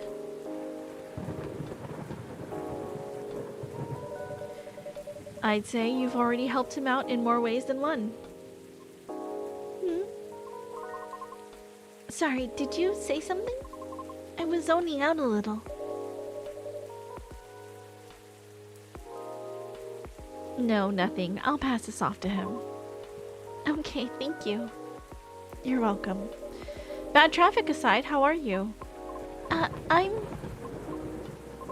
To be honest, I've had a lot on my mind of late, and I don't know how to express it without sounding pathetic. You know, I'm all ears. That may actually be part of the problem, I'm afraid. Pardon? You know, I've held conversations with more individuals over the past week than I have the past few years. Is that a good thing or a bad thing? It's troubling. Oh, I'm sorry about that. I don't mean it necessarily in a negative way. It's just, I used to believe that I had a settled life objective, but I have been doubting it lately. How come? I finally heard back from Miss Rachel yesterday. Oh, any good news? No, our fields are admittedly quite different, so I was not expecting much. However, she provided me with some contacts who may be of assistance, even though they had no direct connection to the audience I'm trying to reach. I see. She explained clearly why she thinks I should contact them, however, which I am thankful for. That's very thoughtful of her. So what's the battle plan? And why are you doubting yourself? In essence, the advice is to slowly increase my network to make myself known. Oh? Sounds familiar, doesn't it? You can probably guess my concern about it. I think so, but you could give me a refresher, just so I don't misunderstand. I feel like that would be a shortcut, so to speak. Right. She did, however, remind me of an important and humbling fact. What would that be? Well... Oh, but it's not guaranteed you'll get anything out of it, don't you think? Unless you're really, really sure the so-called shortcut is 100% gonna work. Because you'll have to do way, way more than just making a few calls and waiting for callbacks, you know? I'd say that's a decent impression of her. Thank you. After that, she told me a story about her early career experiences, both the good and the bad. Getting noticed is truly only the beginning. Then it is either a matter of letting your talent speak for you, or you go out there to develop connections with the right people. Even then, there's still no guarantee of success. After listening to her explanation, I respect Miss Rachel's determination. I can certainly see how it worked out for her. But then I was left wondering whether Mr. Lucas meant something similar during our first meeting. Right, I thought it all sounded familiar. Will you try her suggestion then? I don't know. Is it difficult? No more difficult than sending reels to every audition I've come across and being rejected by every single one. But for some reason, I feel conflicted about it. Speaking of Mr. Lucas, he and I also continued our correspondence, although perhaps it was more like a necessity. Did something happen? He was stuck? Pardon? Actually, he posted about it on social media last night. Oh, I might have seen it. Did you? I came across it when I was updating my schedule and responded out of concern. Then he called me almost immediately. He was loud. All sounds in order. And extremely drunk? Really? He denied it at first, but it was too obvious not to notice. He told me he was walking aimlessly, deep in thought, and entered Cary Park without realizing he had done so. Must have been some deep thinking he was doing, because I think it rained pretty hard last night. Well, I wouldn't know. The bus to and from there is currently not operating after 10 p.m. Which is why I sent him a message informing him of that fact, as he seemed to be unaware of it. Right. So he called me to ask if there was any other mode of public transit nearby? Wouldn't it have been easier for him to just call a cab? He told me he wanted to know the city better. At midnight? Why not? After all, you operate your business after dark yourself. Touché. Perhaps he just didn't want to go home yet. And I might be mistaken here, but I thought he doesn't like drinking. Wasn't it partying? Nevertheless, I think last night was quite different. It appears he had dinner with his team.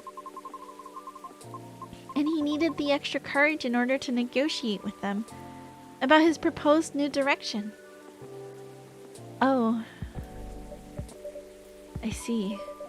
I suppose it didn't go as expected. Perhaps. And I know that feeling all too well. However, he said he will keep negotiating until they reach a compromise. That's good. Is it though? Miss Rachel told me about the hoops she had to jump through at the beginning of her career with her teammates as well. Likewise, Mr. Lucas has to work hard to obtain approval from his team for his actions. How can they still be so positive? What do you mean? I just cannot picture myself convincing others to give me a chance like that. I almost wanted to ask, why do we have to be at the mercy of others in order to succeed or fail? Can't talent speak for itself? But if I truly believed that, with the number of rejections I have received so far, I should have stopped a long time ago, shouldn't I? Right, that's why it doesn't work that way. What do you mean? To let talent speak for itself, we all have to have the same standards. I see what you mean. Art would cease to be art if it were standardized, wouldn't it? However, doesn't that imply that everything still depends on the whims of the individual judging you at that moment? How does someone like Miss Rachel or Mr. Lucas manage to be fine with that? Perhaps because they don't see it as the be-all and end-all? What do you mean? Rather than viewing them as judges with the authority to determine their fates, perhaps they simply see them as hills to either overcome or avoid, if that makes sense. Just a matter of perspective as to where the power lies. But it's not easy to climb those hills, especially if you've never done it before. Therefore, it's good to try and find out what works for you, or ask for guidance or assistance even. Because one can't possibly know every single way to overcome obstacles, or be able to safely recognize warning signs without first learning about them from others. Is that what you're trying to say? I see. Still... Miss Riona? Yes. Sorry, I got a bit lost in my thoughts. You're fine, I promise. But speaking of Mr. Lucas, what happened to him after the call? I picked him up and drove him home. Whoa. But I thought you're located in Bellevue? I am. But I still had unfinished business in the downtown area. Moreover, he suddenly began singing quite loudly nearing the end of our call, which led me to conclude that it would be best for me to go and fetch him. I see. How was his singing, in your opinion? It wasn't too bad. If not for the fact that he was screaming most of the lyrics, that is. Well, his hoodie was soaked when I arrived, so he had to take it off before getting into my car. Thankfully, the water did not completely soak through to his shirt, so he remained relatively dry. However, I still had to lay down the seat covers as his fur got rather wet. Hope he didn't get sick then. Aside from all that, was he okay? Considering the situation you mentioned earlier, I mean. Well, he happily asked me to do karaoke with him, which I declined. Probably for the best. Could have been entertaining though. I ended up taking him for a drive though, as I needed to take care of my unfinished business. A late night delivery? No, I was buying a pie. At midnight? Yes. Why, concerned you may have a competitor? No, not at all. Maybe a little bit. Oh, princess, you will be fine. I sort of want to know just so I can inform Officer Georgie about it. Oh, why? His daughter loves pies. When his car was vandalized, Officer Georgie had plans to buy pies for his family's get-together. But the report took a while and the weather was bad. And by the time he was able to get a taxi, he thought everything was already closed. I see. But he takes pride in being a Seattleite, so I wonder if he knows about it already. Well, it is a very small kiosk attached to a pub, very easy to miss. The spot is known as Disco Pine. It serves fresh pies until 1 a.m. Interesting. Good to know, thanks. Getting back to the story though, you both went for pies then? Yes, and that seemed to fascinate him for some reason. What did you each get? He ordered a slice of warm apple crumble with a scoop of French vanilla ice cream on top, and a large cup of piping hot coffee with a bit of milk. Ouch. I feel betrayed, truly. Oh, but it was my suggestion since I thought he needed to warm up. Double ouch. I apologize. Olive. A little piece of advice though. A glass of warm water might be better for the inebriated. Coffee is not the best at retaining fluids and thus preventing hangovers. Oh, that's really good information to know. This is why you're the best barista, princess. Thank you. I get the robe of royalty now. I was confused for a few days. Welcome in, Bjork. It's a Christmas outfit. Let me see if I can show you. Thank you for the hydrate, Chrono.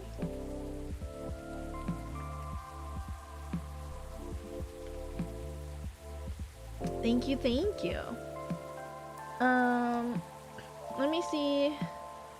Yeah, it's as you can see, a Christmas outfit. I look so cute in my Christmas outfit.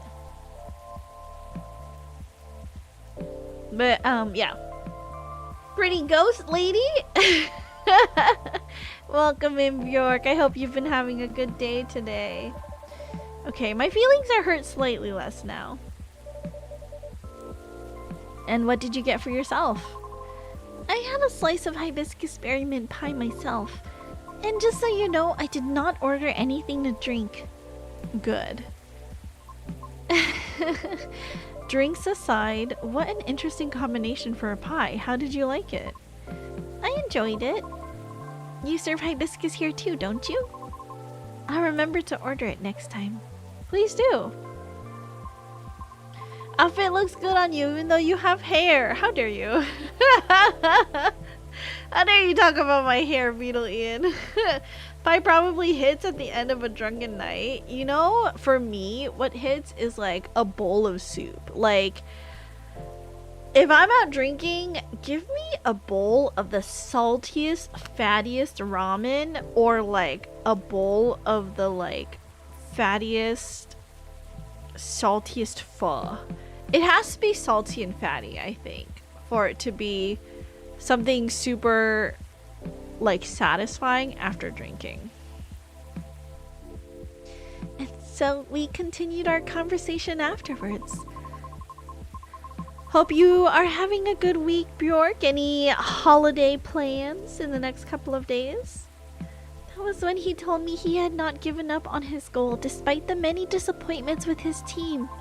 He also told me why he does not drive at all. Really? Why?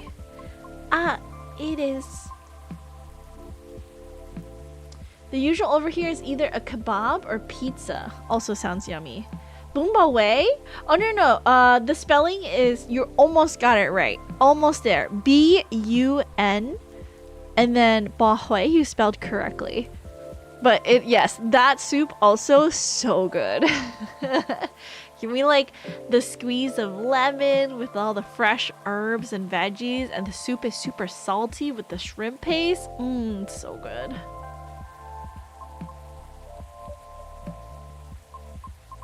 On second thought, it may be better to hear that story directly from him another time. I apologize. No problem, I understand. We also discussed quite a few things we have in common. Really? Yes, surprisingly. And before we knew it, it was already nearing 5 a.m. Must have been a gripping conversation. I am not sure. However, his exhaustion seemed to finally catch up with him then. So I drove him home. Weren't you tired as well? No. I should go now. Alright, will you be okay? I have a lot to think about. Thank you for being patient with my concerns, Princess. No problem at all. Anytime.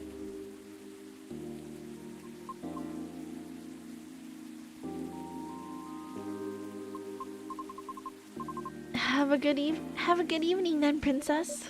Come back soon.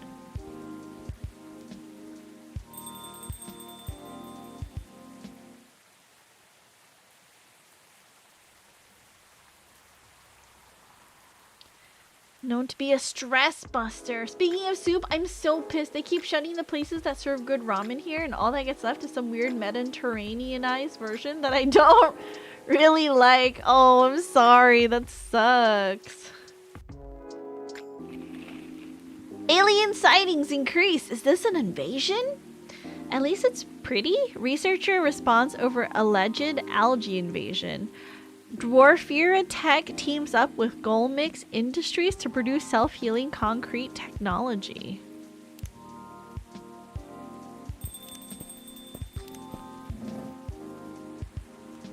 Oh, it's Bailey's.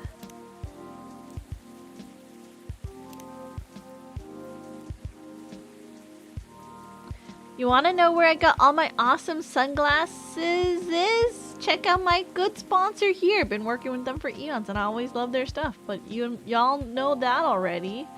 Add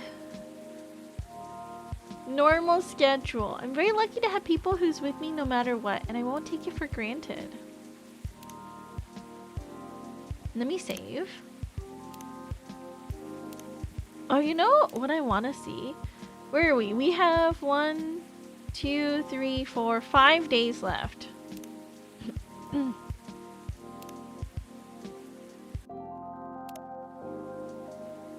5 days left. Do you eat the pig foot? I order bungpa way often, but I can't eat the foot. The hawk? I love it. I don't like the skin. I'll eat like a little bit of the skin, but it is quite fatty. But the meat on it is pretty good. It's tasty.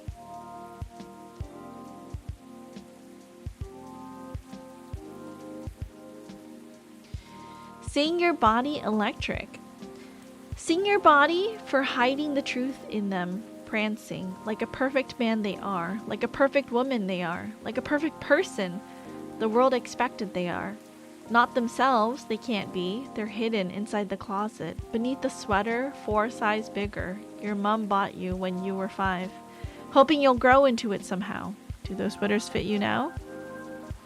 Sing your body for dressing in designers as they like, fashion, like Gucci for the insecurity, Chanel is your personal hell, Louis V hides your body, like it's a casket. You hide what you considered ugly, inside of Versace, Dior, like you're not sure, if you're a boy or a girl or whatnot. Your body still asks you what you want inside those Armani pants. Yet sing your body for surviving fashion as they come, wearing tight skirts like you're a woman, black shirts like you're a man, sweatshirts like you were neither, dead or alive, padding inside bras to fill the gaps in your chest, binding to feel like you have nothing, weighing your shoulders. What you actually are is a person forever looking for a reason to stay alive. So when the devil asks for a dance, you look as good as you can. And sing your body for growing out of their chains, for giving, a mother's expectations, a father's disappointment, the owner of the body who keeps on drawing lines near their wrists, praying, this is it, yet persistent in staying alive. Oh, how happy your veins must be, carrying hope through the arteries to where your heart is. A body that cannot stay broken, a body celebrated, a body forgiven. So sing your body for being, how blessed they are, the entire thing. How perfect a woman is, how perfect a man is, how perfect a body outside that dichotomy, How perfect the soul is still looking for a body fit for themselves. Like shoes on the shelf inside the closet, still waiting to be used. There will be time, pretty high heels. There will be time to feel like singing your body electric, sing it fantastic, tantric like it's time for your nakedness to be alive, proud as you are. Hey ya!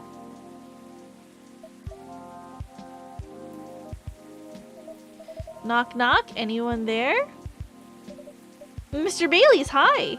I'm sorry I didn't hear you come in. How are you tonight? I'm alright, but you look pretty distracted. A penny for your thoughts? You can have them for free. I was just pondering the hidden side of things. How different the world is under the surface compared to what we think it is. Nothing and no one is exactly what they appear to be. Funny, I was having similar thoughts on my way here. I guess now that we spend so much time on social media, people believe we can be summed up in a picture or a sentence. But it's not like that. It's not that easy to know someone. Even if that someone is yourself. Especially if that someone is yourself. Sounds like we agree on this. We sure do. It's been on my mind a lot in the past few days. Does that have anything to do with your wedding to Miss Lua? Got it in one. How are things on that front? A few days ago, we decided to take some time apart to think. Sounds ominous. No, I don't mean it like that. It wasn't a breakup or even a break.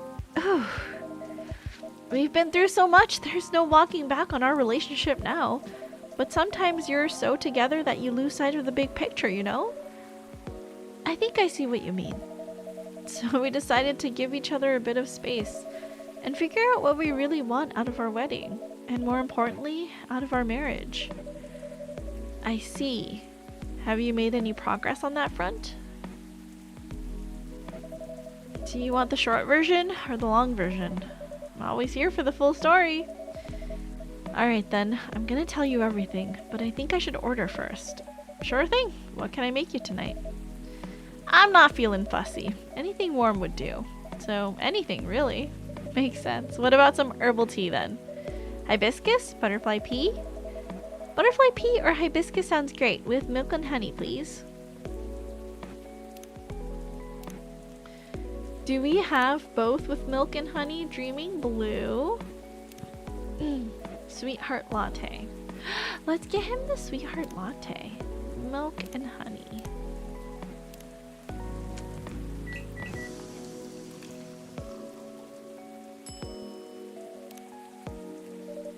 Here you go. I hope you like it. Thanks, princess. This is so nice, and it brings me way back. You know how I'm not really in touch with my family anymore? Yes, I'm sorry about that. Don't be, I don't even miss them most of the time. In the end, they're just a random bunch of people, and we don't have very much in common. It's good that you've learned that about yourself, Mr. Bailey's. I think so too. There's just one person I miss, but I've been missing her a while now. Someone who passed away, I'm guessing. Exactly. Spot on again, princess. I used to have a very close relationship with my great-great-aunt. When I was little, my parents fought all the time. I still remember in my bones how that made me feel. The fear that one of them or both of them would walk away and abandon me. A bit ironic in hindsight, but then it was many years ago. Yes, it's quite normal for a little child to care about their parents, no matter who they are or how they behave. That's true. Anyway, I spent almost all my evenings curled up into a ball in my room, trying hard not to listen to all the shouting. Except when my gran came to visit. Not that her being around prevented the fighting, mind you. Elven high society is amazing at keeping up appearances, except in front of family. But she got how it made me feel. So she went out of her way to take the sting out of it. She would keep me company and bring me a cup of herbal tea, with milk and honey in it. Drinking this now with you feels a lot like family again. Sounds like she was a perceptive person. She truly was the best of them, until she got sick. No, how did that happen? I thought elves don't get sick. See, that's a part of elven disinformation. Elves don't get sick with your little run-of-the-mill colds, but they do get big, bad diseases like everyone else, and it's not uncommon for us to die from them. Except there's this assumption in elven society that if you live the right sort of life, you'll pass away peacefully in your bed. So that's what families say most of the time when someone dies.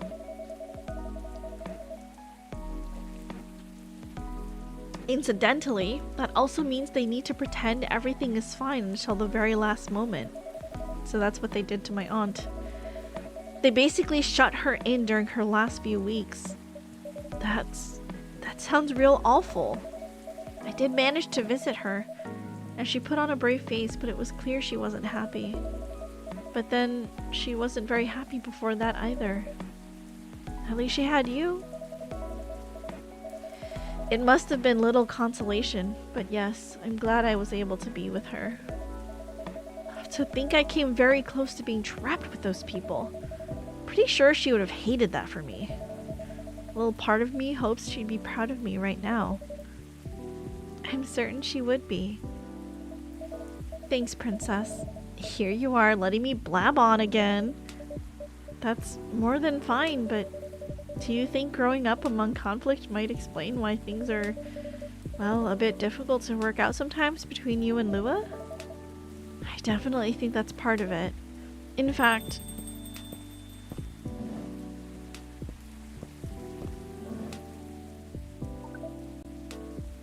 good evening!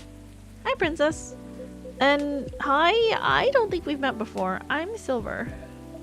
I'm Bailey. It's nice to meet you. And I'm guessing you're Amanda? We are, but you do not appear to be a hive. How did you?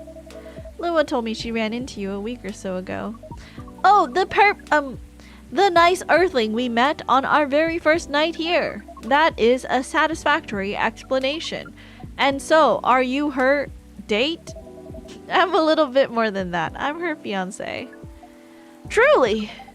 Fiance is a successful outcome of dates with the 0.13p probability. Congratulations on excellent odds actualization. Thank you. Now, Cafe Offspring, we are wishing for a drink. Cafe Offspring, how did you acquire that new title? Alright, sounds like something I shouldn't prod too hard. Never mind me, you were about to order, Amanda? We were. And what we wish for is a memorable parting experience. Ah, I suspected something like that. Last visit in a while, huh? That is accurate. I take it you've completed your research on Earth? Almost. We are quite satisfied with the outcomes of our missions. Interesting. That sounds like there's a story there. But first tell me, what sort of experience are you after? We wish to have something we have never had before. It's time to get creative then. Yes, take care not to reuse any ingredient you have served us in the past. Oh god, I don't know. What have I even served Amanda?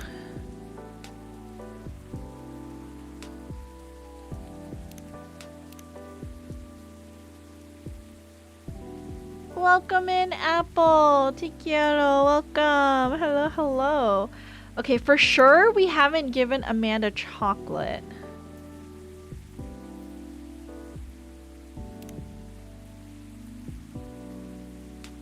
Didn't I make Amanda the crazy rocket ship drink? What was in that? Maybe... I also forgot everything once I got to this point. It's true. Where's the... Didn't we make a rocket ship drink? Why is it not here? It's been a really long time.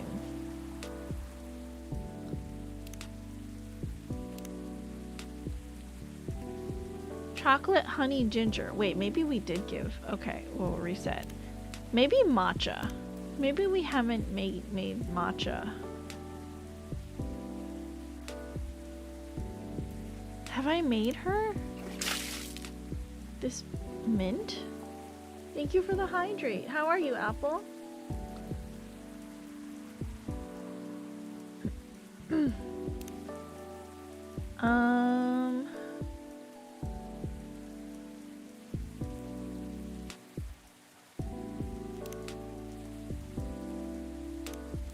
I feel like... Okay, so if I made this, chocolate, honey, and ginger is off the table. What about mint? Have I given them anything with mint in it?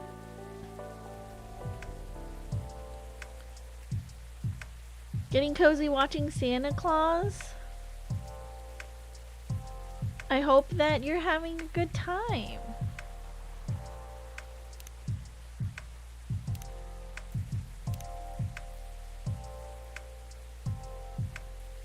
Maybe mint?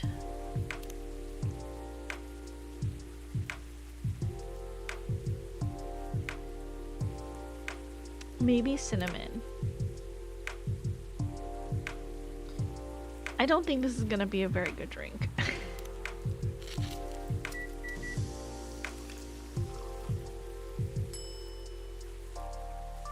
Serve it. No, serve the wrong drink for the first time. That wasn't it. Hopefully this tastes new to you. Nope. The novelty coefficient does not clear the expected parameters, but it does not seem very important right now. We wonder why that is the case. Damn it, I failed. Are you maybe getting a little emotional, Amanda? We do not wish to discuss this. That was intentional. Achievement hunting. I like tried to remember what I've served Amanda. I cannot remember for the life of me. Anyhow, I trust the agent gave you no more trouble? Ah, that one was quite close, actually.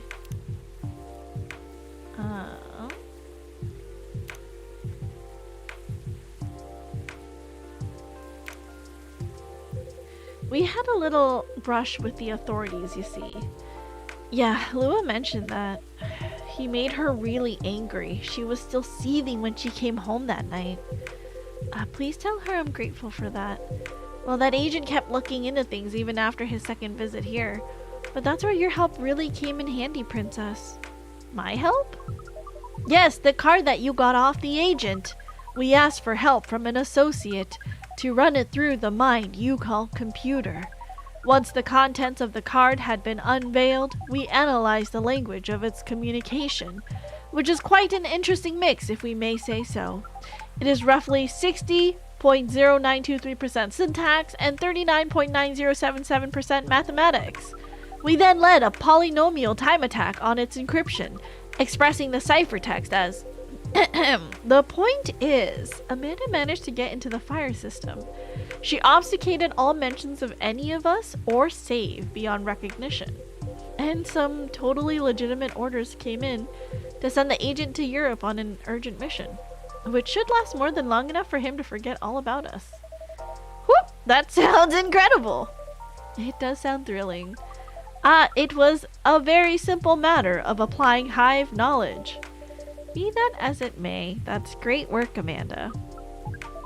We are pleased. Amanda is amazing. Fortnite skin? I don't play Fortnite, so I don't know. I'm sorry. But let's not forget who got the card in the first place. You really helped us there, Princess. Thank you. I'm very glad to hear that, and very relieved. Yes, we have thought on it for a while, and we have decided we do not care for that sort of excitement. Not if it makes our sibling so sad. You've really gotten a hang of emotions now, haven't you, Amanda? Thank you, Offspring. If that is the case, we are content. That means our mission is well and truly accomplished. Did you come here specifically to pick up Earthling emotions? No, we came here for the purpose of general Earthling research. But it appears to us now that emotions are one of the most interesting aspects. We will be submitting a, you call it, academic paper. Uncontrolled stimuli and reflexive neural patterns, deep level communication in hive versus non-hive species. Wow. That's how you know it's serious research. I don't even understand the title. Amanda always was the brains in the family. That wasn't your only mission though, Amanda, right? If you're leaving, does that mean... Yes. Pearl and I did go out on a date. Right, you're looking for love, aren't you? I am. I think. I think I may have found it. Wait, wasn't the first date a really short time ago? Just a couple of days. But I've been waiting a while, and I really think this is it. When I took up this mission from the Hive, when I came to Earth, and during this entire process when I changed and changed, what I was hoping was that someone would see me for who I am, and I really think she does. That's so great, but I'm curious, doesn't being in a hive provide that experience of feeling seen? It does, and it does not.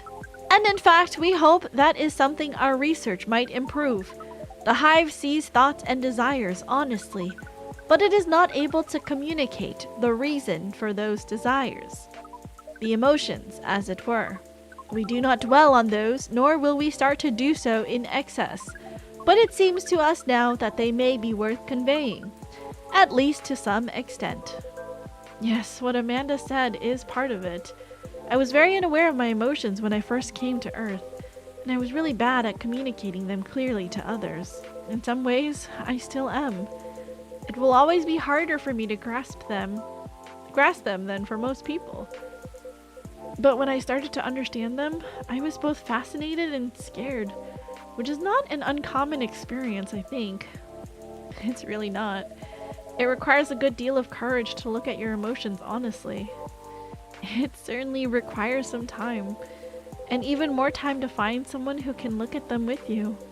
Not get scared and take them as they are. Someone who can see you clearly and kindly. It is a precious thing when that happens, huh? A rare and beautiful thing. Has that been your experience with Lua? It definitely has. I almost forgot how much it mattered too. I'm lucky that I have good friends who reminded me of that. So, does that mean you and Lua found some answers? Oh, the heck with it! I can't hold my tongue any longer! I'm sorry to interrupt your goodbyes, you guys, but Princess, I'd like to officially invite you to a little surprise ceremony, which will take place 3 days hence! Wow, that's some answers indeed. Yeah. Uh-oh, emotions? Those are scary. Oh, I have big feelings. I'm a big girl. Taking a little time to think really cleared our heads. We had gotten bogged down in the details and in our own insecurities, to be honest. So we decided to make it simple again. No fuss, no massive expense, nothing like that. Just us and our closest family members. Whether we got them at birth or chose them ourselves. I am very touched, Mr. Baileys. Oh, come on, Princess. You know you mean a lot to the two of us, as does this place. Speaking of which, I also have Hyde's invitation here. For a certain someone!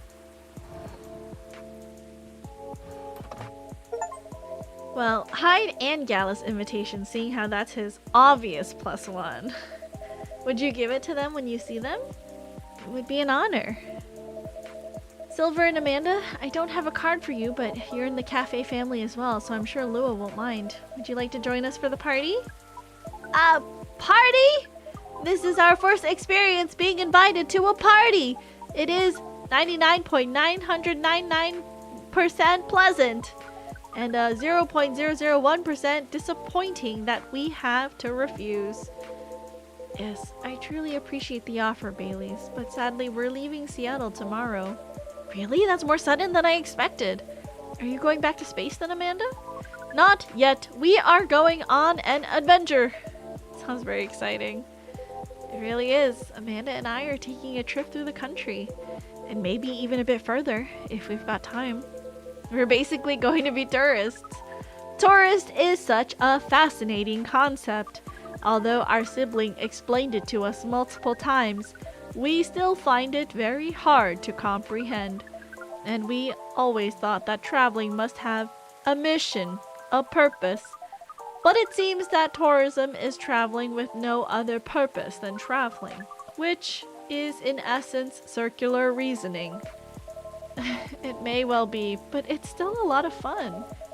In fact, I'd say that's the real purpose of tourism. To have fun, to relax, to see beautiful things, to enjoy life, you know? Enjoyment as a purpose. That is new to us, but we are 99.999% excited to try it out. And so am I. I've never been out of Seattle since I arrived. I guess I was afraid that I wouldn't be able to blend in, that I would have to restart everything from scratch. But knowing that you're here, Princess, that I always have a place to return to where I'll feel home, well, that makes me a lot less nervous. I'm very happy to hear that.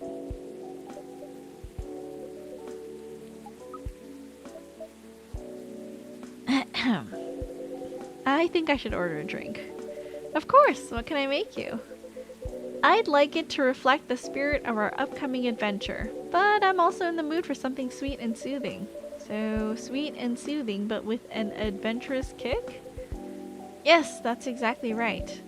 Then how about some hot chocolate with something extra to make it fun? I'd love that. Hot chocolate with some sweetness and some spice would be amazing. Wait, is this the drink that we made for Amanda? Hot chocolate with some sweetness and spice. Yeah, chocolate with sweet and spice. No. Ginger. Chocolate with sweet and spice.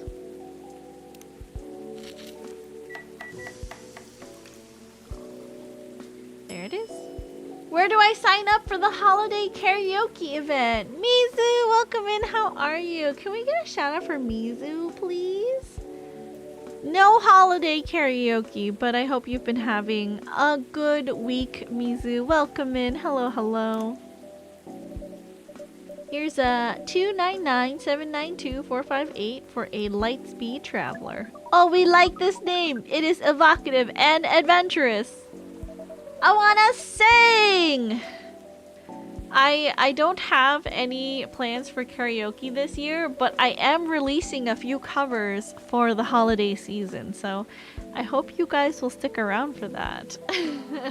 One is coming out on Christmas Day, and the other one is going to be coming out, I believe on Monday next week, so check that out, I guess. I wonder what it'll be. Evocative. Yes, is the speed of light not evocative of great adventures? The speed of light. Oh, wow. What song would you sing if you could do a karaoke, Mizu? Way to target your audience, Princess. No guessing! We shall! Thank you, but do you like the Tay Silver? With you? No, just sing. What would you sing? I mean, what would you sing with me and what would you sing by yourself? I love it. This is exactly what I wanted. It's got the spicy kick of ginger to start with, which keeps you on your toes, but then the honey makes it sweet and comfortable. In fact, it reminds me of you, Amanda. How does a taste remind you of us? I guess he's saying that you're sweet, but with a strong character as well. That's about right. We do not entirely comprehend it, and yet we are pleased. Well, that's settled then. Whenever you miss Amanda Silver, you can come here and I'll make you this drink. I'd like that. Thank you, Princess. Whoa, careful there. You don't want to spill a drink you enjoy this much. Ah, you're right. I'm just so excited I can barely sit still. Santa Baby? By myself? I don't know, something festive, just feeling jolly. Isn't Santa Baby just like the girl singing? Or are you saying we would switch off lines? Can I get the ring line?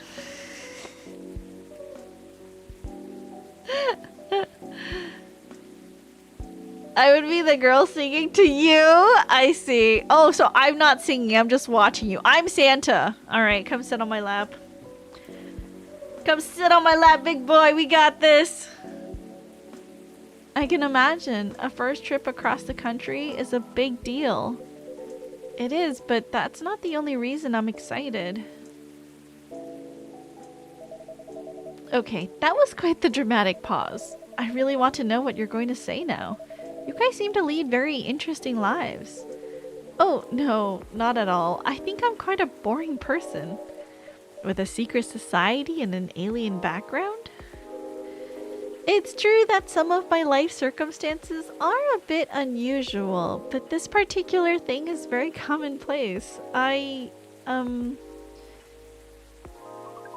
sibling is excited because his date will be joining us. And in fact, we must be fair and acknowledge that we may have misjudged her based on her lack of facial symmetry. Ayo! Wait, what are we ayoing? Although Pearl's features are 9.231% different from left to right, we agree with her movie analysis 99.999%. Wow, hold on, Amanda. You have met Pearl and you talked about movies? And now she's joining you two on a holiday? How did any of that happen? We watched Orc Westerns all together last night. Pearl likes them a lot as well. You don't exactly sound thrilled. The lap invite? Oh. I see. It's what Santa does. Fortunately, she also likes space travel operas. I see. Learning couple compromises the hard way. I suppose so. Well, I'm glad to hear that she's met Amanda and that they got along. Does that mean she also knows where you're from, Silver? She does. In fact, I told her about that on our first date. Wow, that's very brave. It's very hard to put yourself out there under any circumstance. To reveal something so vulnerable to someone you've just met and are starting to like takes a lot of guts. You're very kind, but I don't think so. To be honest, I hadn't planned it that way. Although I have always felt safe here with all the regulars, I know that not everyone would be open-minded about me, and so I wasn't sure I'd say anything to Pearl that night. But as we were talking, I was so happy to learn more about her, about who she is, and I realized that I didn't want her to have an incomplete picture of me. My past is a part of me. If my goal is to find someone who sees me for who I am, then she needs to know about that too. And in the end, that was the right decision. Well, I will say that if she'd heard your story and that changed how she viewed you, then she wouldn't have been worth your time anyway. That's fair. But still, even knowing that, I admire you a lot. The truth is, this is a bit of a strange thing to say, but I think I'm proud of who I've become. And I want the people I love to be proud of me too. What is proud? Proud is, for yourself, I think it's when you start to be satisfied with what you're achieving. Especially if you have to fight to get there. And for others, it's when you think of someone you care about, consider who they are and the way they're acting, and it just fills you with joy. Ah, we see. Then we are definitely proud of you.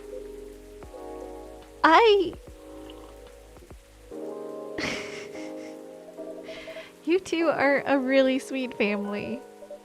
And so are you and Miss Lua, Mr. Bailey's. True. Chosen families can also rock.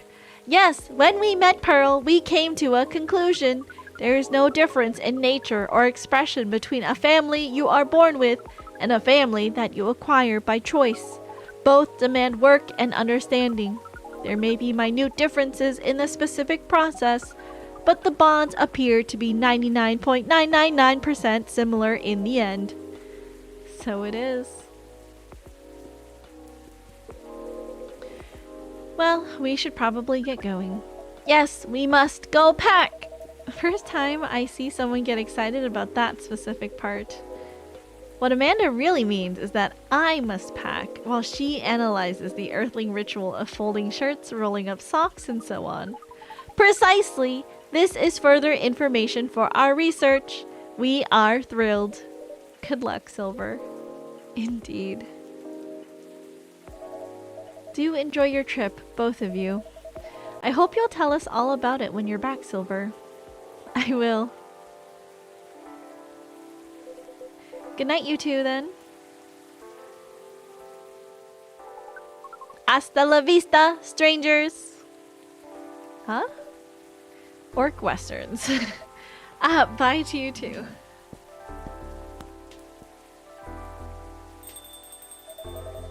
There's never a dull moment in your cafe, princess. I try. Speaking of which, would you like to hold some party or after party for your wedding here?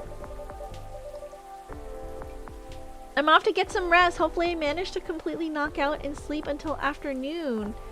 Got little to no sleep these last 2 days because of stupid sick. Good night, Fan. I hope you feel better. I'm so sorry.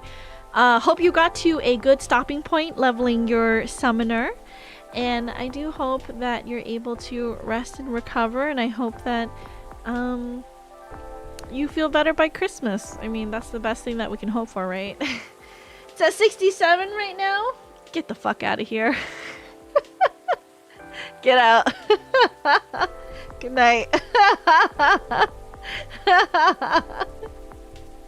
Good night, Fan. I know it's not a very large space, but perhaps whether we'd like it, we'd love it. Honestly, I didn't want to impose. It wasn't intentional, I swear. Yeah, right. What do you think, Hermes? Do you think it was intentional or unintentional? I miss your face. I like your face. You're so sweet. Go to your bed. Oh boy. Honestly, I didn't want to impose, but there's no place that could be better fit. And I don't mind that it's not very large. It's going to be a small, cozy wedding. So this is perfect. It's settled then. Lufa's going to be over the moon when I tell her. In fact, I'm going to go tell her now. It's a very exciting prospect. It really is. Thanks again, Princess. You're like a guardian angel for us. And on that note, I'm off. Good night. More like a guardian hive mind. Good night, Mr. Baileys.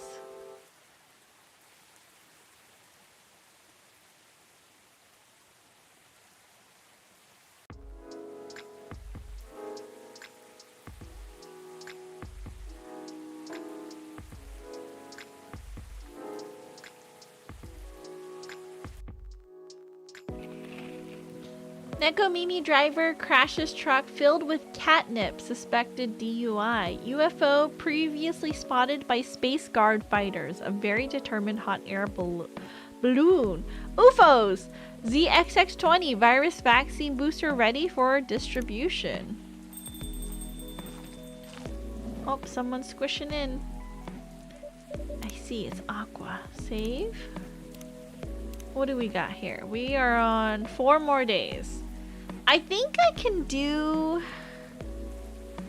like 1 more day, and then the next day we play Coffee Talk. We'll be able to finish the game out. Hopefully. Cross our fingers.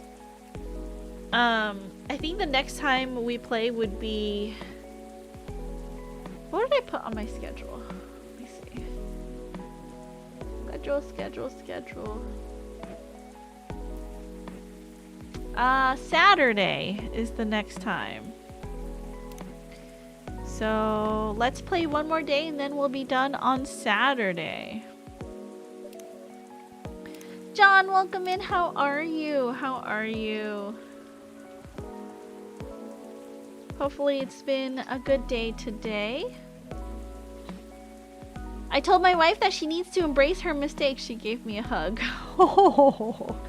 I'm taking an easy day because self-care is important. Don't forget to take a good rest once in a while too, everyone. Lucas says good night. Let's see what the Evening Whispers has. Whatever souls are made of. I didn't expect to see him here. The coffee shop around the corner of this busy city. My safe place. I thought after the breakup, this place would be another memory he locked up and kept in the closet, never to be visited again. He hadn't seen me yet. Good. I convinced myself. I didn't need another emotional roller coaster after today's load of work. After all I wanted was a cup of coffee. Finish work, then maybe read a chapter of my old copy of Wuthering Heights. Should I go somewhere else? Nah, this coffee shop's my place. I was the one who introduced this place to him. It should be him who leaves this place. I mean, he was the one who left our relationship. Pretty sure leaving is his thing. Ugh, screw it. What I need is the bitterness of coffee, not a broken love story. Oh, my favorite customer. What kind of flavor shall I offer you this lovely evening, ma'am? A cup of cappuccino with less of the weird-ass flirting, please. Lyra sported her signature cheeky smile. Her fingers danced on the cashier's keyboard while she logged my order. Salty today, are we? And here I thought my weird-ass flirting is the reason you keep coming here. Always with a cheerful attitude. She was actually one of the reasons I kept coming back. If I ever let that slip, though, I'd never hear the end of it. The pretty barista was dosing the coffee as she studied me and my restless face. Hey, are you meeting him? He's been here for a while, you know? I watched her tamping the portafilter as I collected myself after that question. I'm not. I didn't even know he'd be here. We don't talk much nowadays. Should I kick him out? I have the power to do so if you want. It's fine. But I could use more of this supportive Lyra in the future. Keep this attitude for me from now on, okay? My banter felt thin. Nervous? Maybe, but why would I be? We're over. End of story. Well, good luck, girl. Lyra imparted me her sincere smile as I left the counter to go to my table. I sipped my cappuccino as I switched my gaze between my laptop and the shop's decor. Wuthering Heights laid there, my bookmark sticking out near the book spine. You remember? He read this book in one night. So he could talk about it with you. A thought came dancing unannounced. After a while, he finally made his move as he approached my table. Can I? He asked, his hand on the chair in front of me. I stared at his eyes for 2 seconds before I answered with a shrug. So, how are you? He began, letting a silence pass beforehand. Better than ever, busy as ever. My eyes laser focused on my screen. Don't look at him. Do not look at him. That is so you. Well, sorry for trying to survive. Well, sorry for trying to survive in this world. Pretty sure he was taken aback by my cold retort. Duh, I didn't need to see him. Now, go away. Sorry to come here to your safe place. Just wanted to check on you. Just wanted to see if you're okay. Of course he knew this was my safe place. I was an open book to him. Always had been. Oh my god, do you guys want to hear something crazy psycho? I don't think I'm crazy psycho. Maybe I am a little bit crazy psycho, but I did something absolutely crazy psycho. Like literally in the past week, I was on Facebook for whatever reason. I think sometimes I just open up Facebook to see what my friends are doing from like college and from when I was in Japan, right? Because some of them have gotten married and some of them have had kids now. So I was just browsing Facebook and like on a whim, I like looked up my ex-boyfriend because we're still friends. And this wasn't like the most recent ex-boyfriend. This was an ex-boyfriend from like 2 boyfriends ago. And I just like looked up how he was doing and like looked up like pictures of him and his like status updates. He hasn't like really been on Facebook. And I was just like, oh, I think he's doing good. I think he's doing well. And then I just kind of went down memory lane and I was like, I do hope that he's doing good. I do hope that, you know, because I think he's dating someone. And I was like, I do hope he's happy. But also I miss him. But not like, I don't miss him. I miss, you know, like the memory. The like time that we spent together. Because he was like a really, really good boyfriend. Hopefully it didn't end in a tragedy. Oh, I broke up with him. Because I didn't want kids. And he was like much older than me. And I didn't want to ask him to wait for me to make up my mind, because like at the time I wasn't sure. I was like, I don't know if I want kids, but I'm pretty sure you do, because like you talk about it and your parents talk about it. And so I decided to just like break up. Much older, so he's 90. Actually, yeah, he's like 10 years older than me. So like that age gap is quite a bit. Which is also why I was like, you know, since I'm not sure, I don't want to keep you waiting around for me to just find out, you know, like 5 years later, like, oh, I'm still not sure, and 2, I might be leaning towards I don't want kids, you know, like I didn't think that it would be worth his time. So I broke up with him. And I did ask that we stay friends, because like he's a really good man, you know, honestly a much better man than my most recent ex.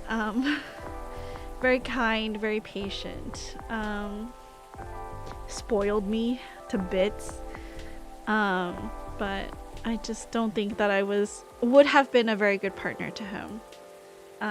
But yeah, like the psycho crazy thing was I was just like going through all his most recent photos, and I was like like reminiscing, and then I had to close the window and be like, okay, that's enough of that, no more looking. You birthed the fur baby? I did, out of my womb. He still deserves concrete shoes.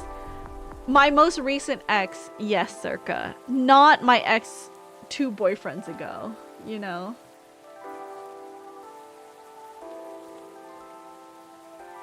I have not stayed friends with any of my exes. I wish I stayed friends with that ex. 'Cause he was a really good man. But you know, he can only forgive so much as well. I think for me, I would be okay staying friends with my exes,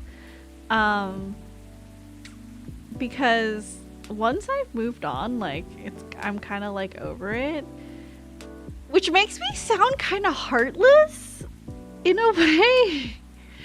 I do care about my past partners, but I guess for me, I don't know what it is. Like I can very easily separate, like, oh, like we're friends, or we're lovers, or we used to be lovers and now we're friends, you know, like it's weird. Okay, XX. I see. Yeah, 2 X's ago. Welcome in, Circa. How are you? I'm sad we're not going to Disneyland tomorrow, but that's okay. I know the weather is kind of crazy, so I'll take that time to do some more work instead. Insert Wolverine with the frame picture meme. It kind of was like that, to be honest, John. It kind of was. The elusive platonic friendship of the opposite gender. Dude, I like in my donut group that I meet with every Friday, like there is my best friend, her boyfriend, and our other male friend, and those 2, like platonically, I love them to bits. Like I would consider those 3 like my closest friends in the entire universe. Like they've seen me through all stages of my life, and I truly believe you can be just platonic friends. I would never date any of them, but I love them, you know?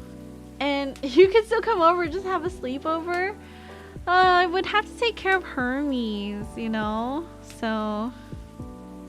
And he doesn't like the drive. I don't like to drive him if I can help it. He doesn't like the drive at all. I definitely agree, you can. It's just rare. It's true.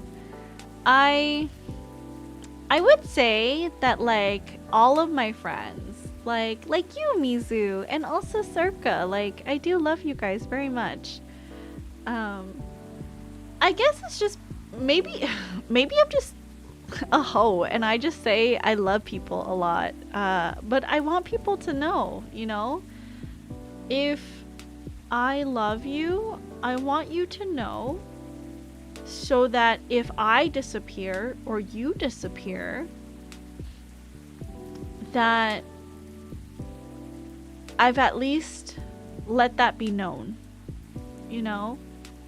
Like my friend Atra, who duo ships me with, which is hilarious. I tell Atra I love him all the time. He's super sweet, and you know, but like I don't think I would ever love Atra in a romantic way. So I tell people that I love them all the time, and I think people just need to know.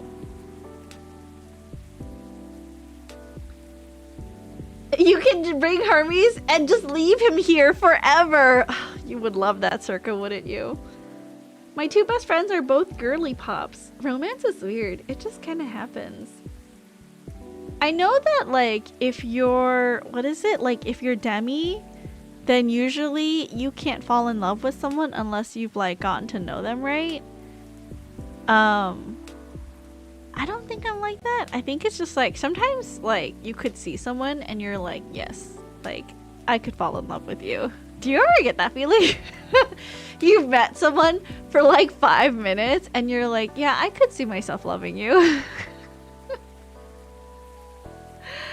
Hello, Tigger. There? How's hanging? Welcome in. We're doing good. We're talking about life, love, and relationships. Because we're reading in the Evening Whispers here about an ex-boyfriend situation. But welcome in. How are you? Happy holidays. The opposite of the ick. Exactly. Have you ever gotten that? Maybe it's just me. Maybe I really am just a hoe. Well, I'm as good as any broken-hearted office lady could be, so job's well done, pretty boy.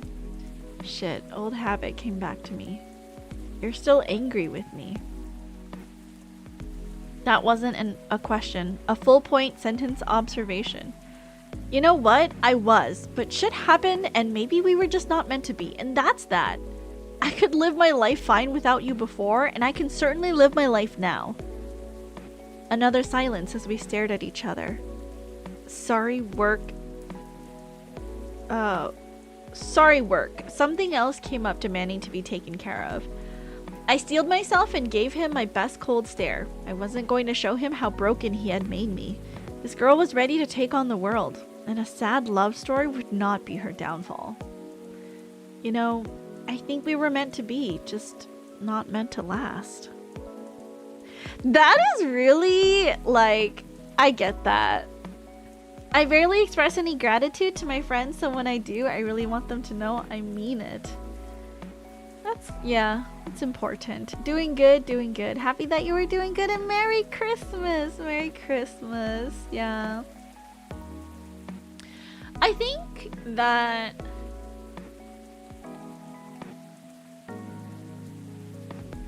life, the journey of life, as we get really philosophical here, the journey of life is very twisty, and sometimes you will get lost, other times you will double back. There will be people that you meet that are meant to walk with you for a certain amount of time, and then leave. And others who are meant to walk with you for longer. And you never know if that like long is just a long amount of time and then at some point they also will leave, because eventually everyone leaves you, right? Like whether they want to or not, like that is just the fact of life, that people will sometimes pass away, unfortunately, sadly. And you're just gonna have to deal. Like, these meetings, I don't know, I just think it's like really incredible that, and I don't believe in fate or anything, but I think it's pretty incredible that two people can have so many things going on in their lives and be walking like one day be walking parallel paths, and over time their paths start to converge, and at one point in time they will intersect with each other. Right. And if you imagine you're this string that's, you know, intersecting with other pieces of string, sometimes, you know, those strings will get tangled up and get really, really hard to pull apart, and other times, you know, like it'll just easily slip away. That's how that's how I view like the people I meet in life. It's like, it is what it is, and we just have to make the most of it. And it does hurt when people leave, but maybe they were meant to teach you something. Timing is crazy in life. Right place, right time with the right mindset. That's what she said. Yeah, it's true. Everything has to align. And isn't it miraculous that we are all here right now, you know? And when you meet someone and you truly, you know, feel a connection with them, you make the time to continue and like further that connection. Like after that, like it's in your hands, you know? Like, yes, it was maybe fate's hand that guided you to meet. However, after that, like it's all up to you. And I think that also is a powerful thought, you know, that you're in control.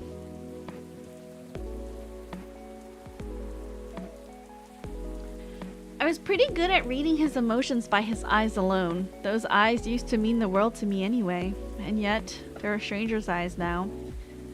You and your pretty words, boy. I felt so messy. What was I supposed to say to all that?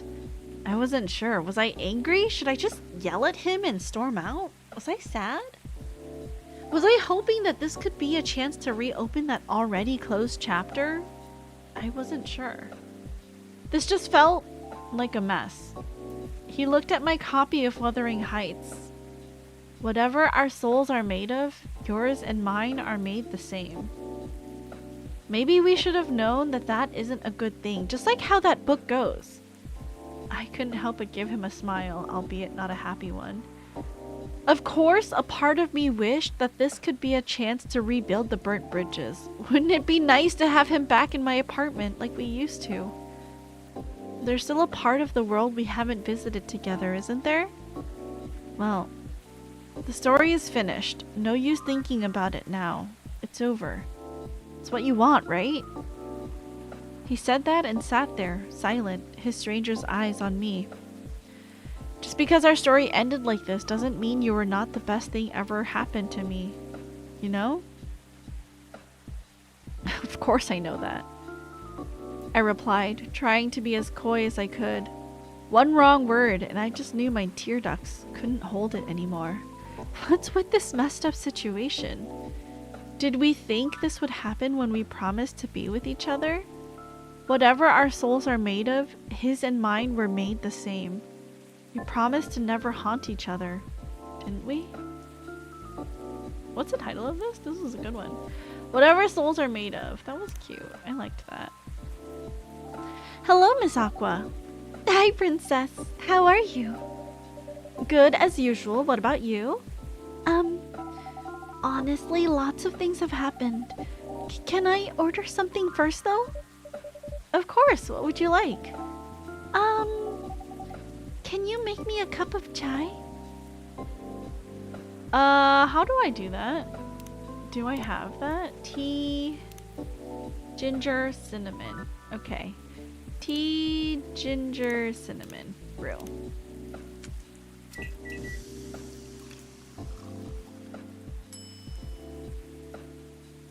Do I have any items? I only have 2. Okay, Riona and 1 for Hyde or Gala. A cup of masala chai for the lady with eclectic tastes. Thank you, it's delicious. You're welcome. So you were saying? Oh, right. It's just, I've been busy working on my game. I see. How's it going? It's pretty difficult, but I'll manage. I'm glad to hear that. How's that contract you talked about the other day going?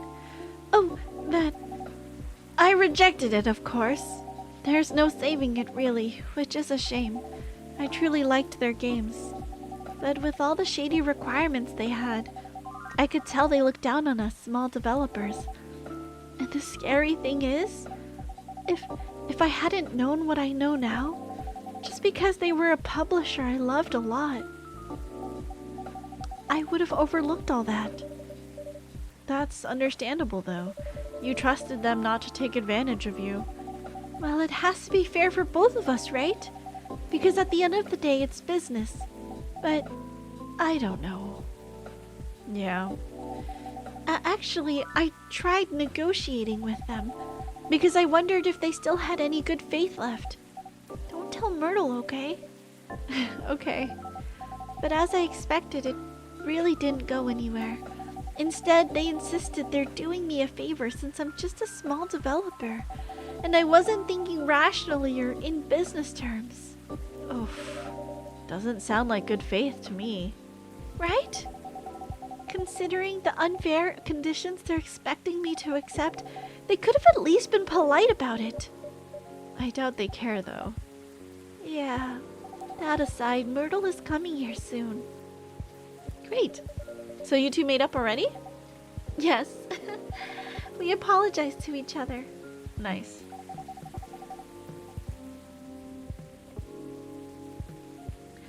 I know I was probably being a little confusing. I didn't explain the context I applied to the situation very well, but she made it clear that she understood why I was anxious, and she apologized for assuming. It really helped. Now she's helping me speed up development. I'm happy to hear that.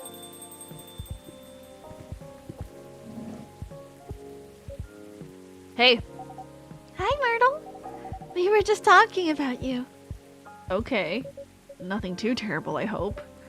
Don't worry, only all the good stuff. Anyway, sorry, Princess. I won't be ordering today. Why? We don't have time. We're going to the expo sale, right? Oh, you're right. Expo sale?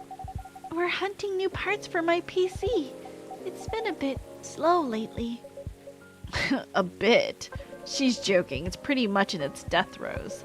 For going, we're building you a whole new setup. But if you want parts, I can always give you mine. But at this point, I'm not sure it'll be any help at all, to be honest with you. Yeah. No, you're right. It's time to move forward with the productivity. I've been putting off upgrading things for a while now, so it really is time for a better setup. That's the spirit. Go big or go home. Sorry, Princess. Seems like we have to go now. Thanks for the drink. I'll see you later. Yeah, take care. Safe trip and good luck. Oh my god, computer parts are so expensive now. It's like crazy. Let's see. I guess I'll go over today's checklist.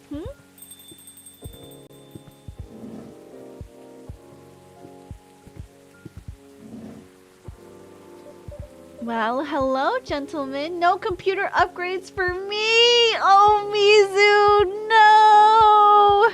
You got stuck first behind all of the GPU wars, and now you're stuck because RAM is up the butt expensive. I'm sorry. That really sucks. I hope that you'll be able to, dude, as soon as the news this year, early this year, late last year, came out that Trump was gonna start up tariffs again, I immediately was like, okay guys, sorry to do like a donathon right now, but I need to buy my PC, my new PC right now. It was a good thing I did, because after I upgraded all my parts, everything got so much more expensive. So I'm glad that I was able to get that money up front. Thank you guys. It helped me out a lot.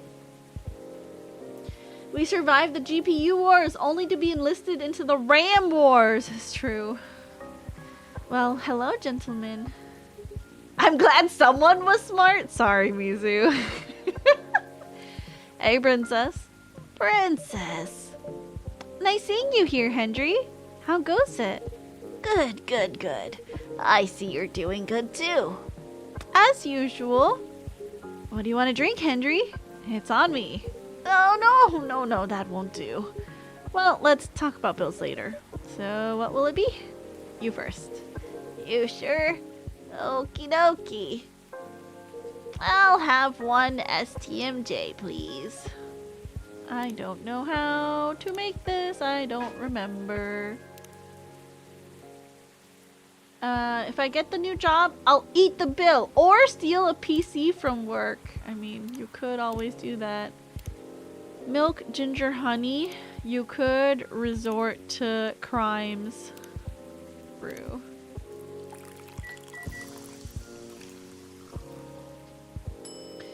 I don't need to give anything to Hendry, so we're good for there. One STMJ coming up. It smells so nice. Spot on. Thanks, princess. You're very welcome. How about you, sir? Oh, it's my turn. Something with ginger, please. Anything else with that? Well, what would you recommend? Anything from your new tea line is fine. Oh, I see you have a new selection. Yes, we have blue pea and hibiscus tea available. Hibiscus, huh? You should try Tejaha Rosella. It's pretty good for this kind of weather. Sounds familiar. It's ginger steeped with roselle buds, another name for hibiscus. Anything else in it? Well, it's a bit sweet. Interesting. I'll try it then. Tejaha Rosella. Do I know how to make that? Hibiscus, ginger, and honey. Hibiscus, ginger, and honey. Brew. And then I do need to give him the wedding invitation.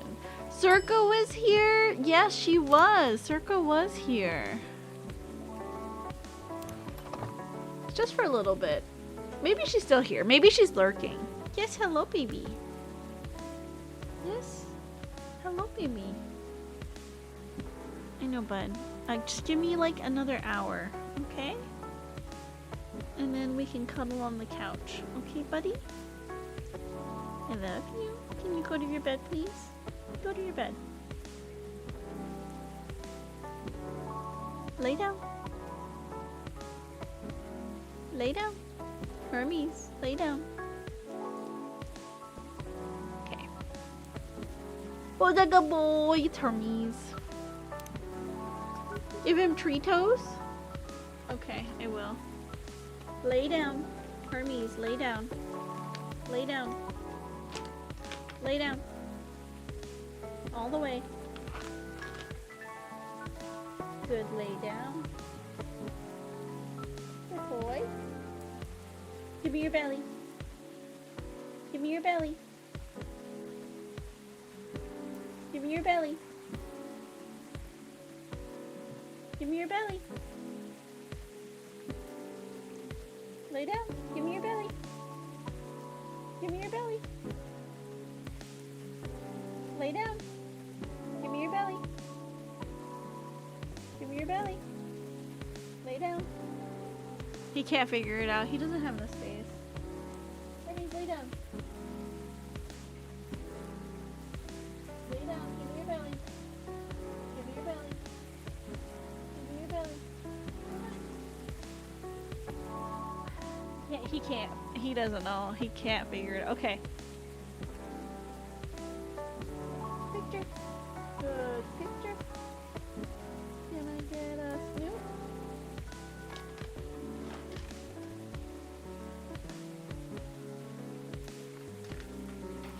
Go to your bed.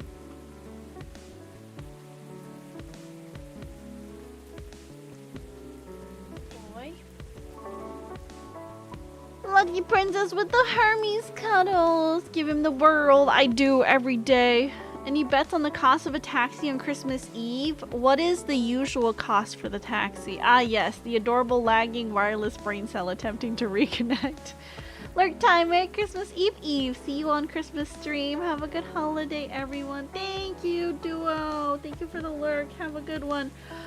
Heads up, I used a new schedule and I forgot to change the time. Just as a heads up, the Christmas Day stream will be very early in the morning, like 9 a.m. early.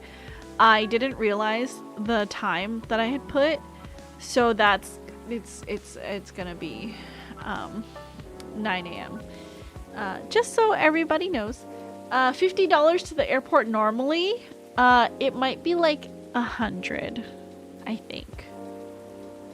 Too early? Sorry. It's just, if you haven't, you guys, leave me a message on my little Christmas tree. Leave me a little message on my Christmas tree, you guys. Princess will be on the big screen in front of the family for Christmas then. I'll read your messages when they unlock on the 25th. Leave me a little message, please, and thank you. What's this? Oh, it's Bailey's and Lua's wedding invitation. Really? For Hyde. Oh. The date is really soon. Could you pass it along to him since I'm not sure when he'll be here? Okay, sure. Thank you. A piping cup of Te Ja Rosella for you. Thanks. What do you think, Henry? Does it look any good? Uh-oh. It looks about right. It smells good too. Try it. Yep, it's good. Glad I passed your impromptu test. So what's been going on? Did I miss anything? Something happened, didn't it? You can say that. I think the officer is coming too, by the way. Alright. As for me, I'm just glad my fury is over. Are you okay though? I'm fine, as you can see. How are you managing, Henry? Did you get your checkup? I did. Rachel pestered me to get it done all week, so I had to do it. Good. There's no doubt I need to slow down. I can feel it in my bones. Time is a harsh mistress, as they say. Ain't that the truth? But I don't think you get to complain, though. Why not? You know my body isn't what it used to be anymore. Oh? I mean, compared to my prime. 50 years ago. I'm kidding. The truth is, my body doesn't hold up well when I'm transforming anymore. Oh, is that so? Yep. The soreness doesn't go away as quick as it used to. It's harder to get up in the morning after all that. Like today. I know the feeling all too well. Especially in this kind of weather. Oh? It's like my body knows if a storm's gonna get worse. No weather forecast can match the accuracy of my joints. Well, lucky for you, ginger is great for sore muscles. Yeah. It's the old man club.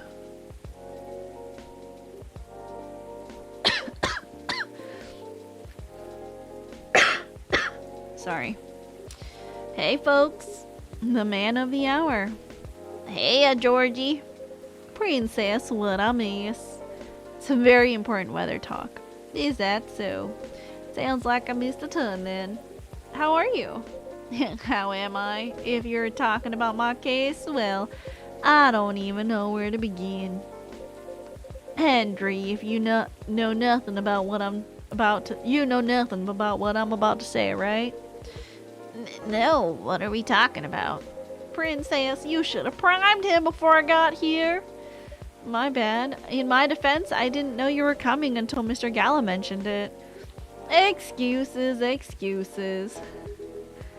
I'll help explain it to Henry. In short, there's been a string of car vandalisms nearby. So he's trying to figure out if the tree being gone has anything to do with the case. And that's where we are now. Yep, that's about it. It's a lot to take in. Anything new happened since?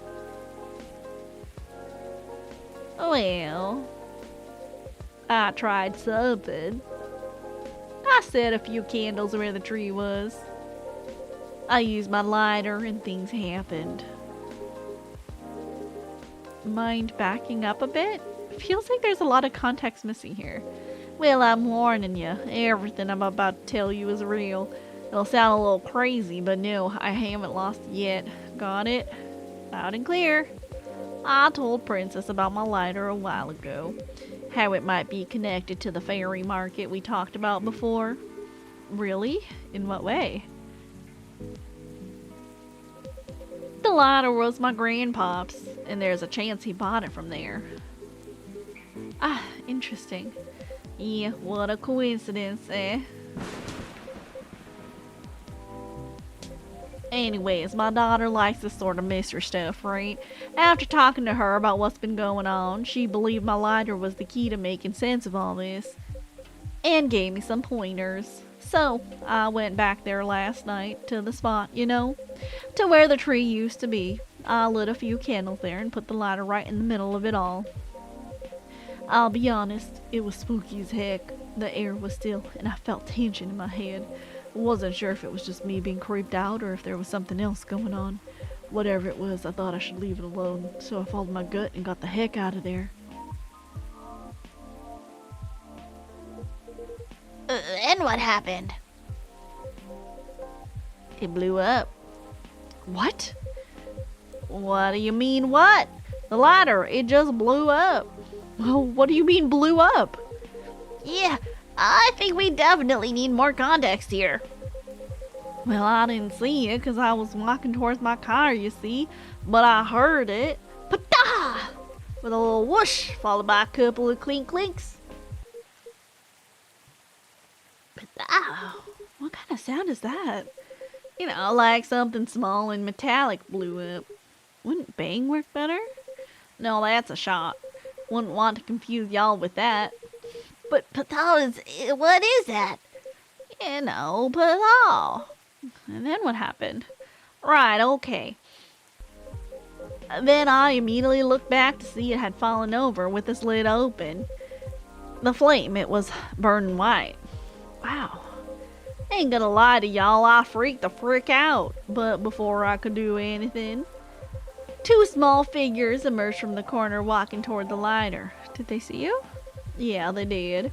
They inspected my lighter while I was just standing there. Then they asked me straight up, "Is this lighter yours, guy?" I said, "Yeah." Then I fired a question back. "Are you the ones who have been messing with cars around here lately?" And they said yes. Well, sounds like case closed. So they weren't ghosts? Hell no, thank God for that. Then who are they? Let's just say they were close friends of the deceased. They're part of the fairy folk, but I didn't expect them at all. Didn't expect... Do you know them? Kinda. In fact, they own the gnome noms near my place. Oh wow. Did they know it was your car then? Nope, because I only order takeout, and I usually walk there. What was the reason for all the vandalism then? It all started because of a broken promise, and we have to start way back for that. You remember why the tree was there in the first place, right? Yeah. The tragic hit and run. At the time, the court ruling practically let the driver off the hook outside the DUI charge. Well, it sparked a huge protest. Good. In response to it, the mayor at the time gave his word to the victim's family. He promised to keep the tree as a landmark for the community, and the vow was kept well after his tenure was over. But he died a few years ago, and we all know recently what happened to the tree. I see. So it was their attempt to keep the memory alive. Not just for their friend, but as a remembrance of the injustice as well. And after all the urban renewals the city's gone through, makes sense if the community that used to be there is gone by now. That's right. There used to be a lot of veteran housing and low-rise apartments in the area. Now it's filled with never-ending projects. You okay? Oh, yeah, sorry. There's something about it bothers me a bit. Like what? Their unique disposition after they pass. It bothers me that their own memories are insufficient to ensure their existence, and by failing to remember, we, the outside party, will also gradually lose track of their existence. It just doesn't feel right to me. I get what you mean, an odd erasure of existence. But apparently that's why they keep animals. The Nom Nom owners told me they have a large mastiff living in their place. Others even take care of multiple animals at once. Interesting. I suppose that's why some folk prefer living near the wilderness. But animals don't live long either. Right. But the erasure starts happening if they're completely forgotten, right? Something like that, I guess. I'm not sure. Right, okay.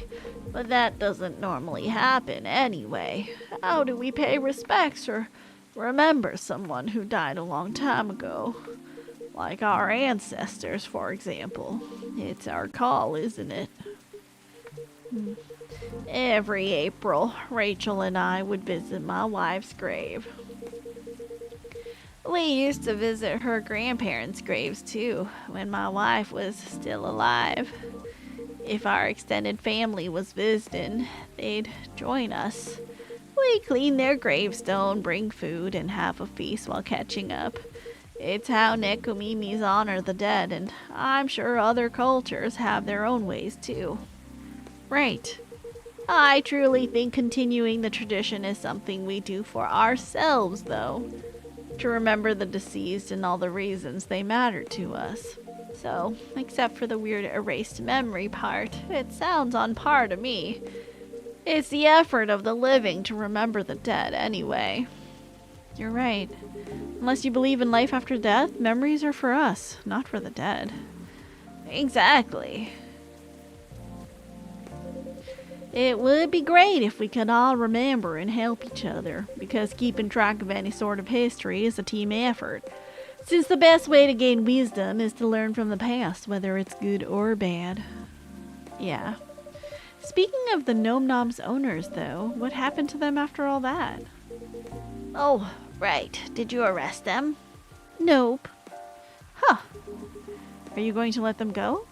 Not necessarily, but I got an idea on what I have to do. Right now, I'm just happy there's no ghosts involved. Still, it was truly something else. Yeah, what a night it must have been. It is what it is. What's up, big guy? Something on your mind? No, nothing. A shame about that lighter of yours, though. Oh, yeah, it's probably busted, right? That's the thing. It works just fine, not even a scratch. Really? But that thing blew up, didn't it? Like, patha! Heck, they even debated the sound effects and everything. As I said, it still works fine. So I don't know what else to tell you. No arrest, just unloaded 20 bullets in them, America style. Oh, that's so violent. Would never happen in my neighborhood. I see. Want to know what I think? No. It's haunted. No, it's not. That thing is definitely haunted. What are you talking about?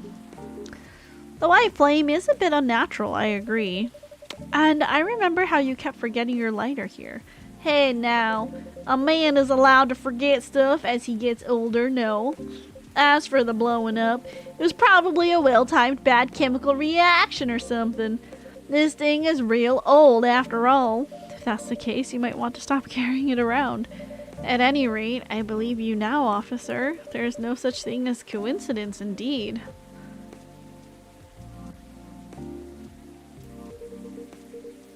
I still think it's a ghost, though. Shut it, Hendry. Shush.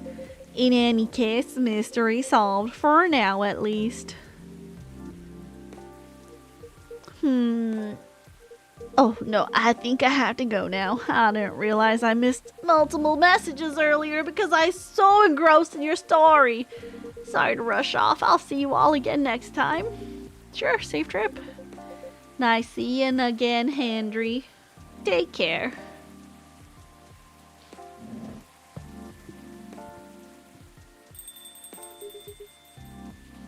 Let me move over there. You know, all that talking made me thirsty. You want anything? I'm good. Then one espresso for me, please.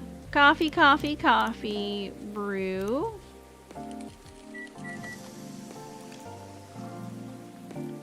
And we do have an item to give.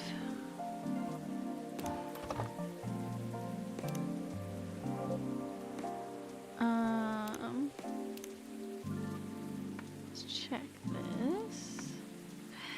Gala is really good friends with us now. And Georgie. What is it? It's Miss Riona's number. She asked me to give it to you. She said she can help you find someone if you need it, or if you need any information for her. Ah, see. Well, I'm sure it'll come in handy. Thank you. Here's your espresso, officer. Thanks. Great as always. So what's next, officer? What's your plan after this? Other than talking to him? I guess I'll focus on the rumors. Word is going around that cars are being messed up there. That's kind of expected though, isn't it? There's no point in adding to citizens' worries when the case is pretty much over. And I don't want bad press to paint over the area's history. You're right. There's nothing like rumors. Without being stopped, they'll just spiral out of control. I have a question for you though. Which do you prefer? Wild rumors or bad press? That's a tough one. There's no limit to what wild rumors can become or how far they'll go, but the press can shape a story, report it, and many will believe it as truth. Both are worrying in their own ways. Fair point. But what if we combine them? Rumor, truth, and press. If we somehow combine them, then I think I have a plan. A crazy one, but a plan nonetheless. Maybe y'all can also add to it. Oh? Sure. It'll take a while to explain, though. Well, I'll be here all night. I got time. Alright, then. Brace yourselves, folks. It's gonna be a doozy. Spiced Lady, a British chocolate drink extremely popular in the 90s. Is it like chocolate cinnamon?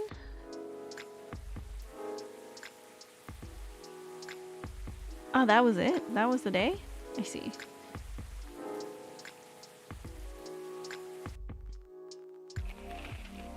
Box office movie High Weapon hits astonishing 2 billion worldwide.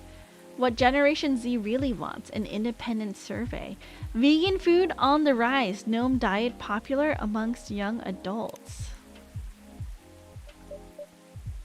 Okay.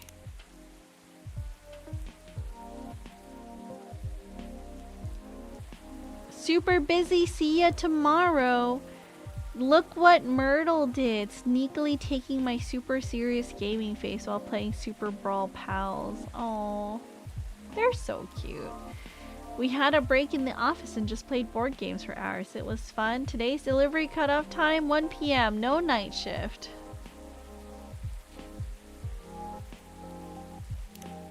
Alright, let's end this with some evening whispers. Galatea, Part 1. She was supposed to be just a character in my stories. Everything about her was supposed to be in my control. How she fell in love on the rooftop of her apartment, the way she danced on the Magpie Bridge, the Ferris wheel. All of her was the result of my creative decision. She was just a string of words formed into stories written by the tip of my pen, my creation. And a creator wasn't supposed to fall in love with his creation. Yet along with the ink spilled into words on my notes, her presence has become more and more vivid in my world. The jet black waterfall of her hair, her eyes, a color that'd make autumn jealous, framed perfectly by her round amber glasses. The cupid's bow of her smile and the angelic tunes that came out of those lips, the constellation of her neckline, her shape. She's stepped into my reality, further and further with each word scribbled on my papers. Some silent nights, I swear she was there in my office, whispering into my ear how she'd like to be portrayed. She'd guide me to write her stories, correcting my choice of words, saying that she'd never say that to her love. Truthfully, I got jealous of her lover many times, was heartbroken when she told him how much she loved him. On the Ferris wheel, I hoped I could be there when they got down the gondola so that I could punch the guy in the face. I felt like I went half crazy trying to give her a perfect ending, and the other half crazy for loving her to begin with. She even claimed a name for herself, Galatea. Tonight, as I finished brewing my Earl Grey tea, my warm writing companion, I found my notebook opened. I hadn't started preparing for my writing session, and I was sure I hadn't opened my notebook, let alone written anything in it. Yet it was there. Handwriting not my own, neatly penned under my unfinished draft. Meet me between the spaces of your paragraphs. There's enough room for us to dance between your words. Meet me in your stories, you and I. Make this story your own, our own. Meet me in this world you've created for me. Come find me, Pygmalion, my creator, my love.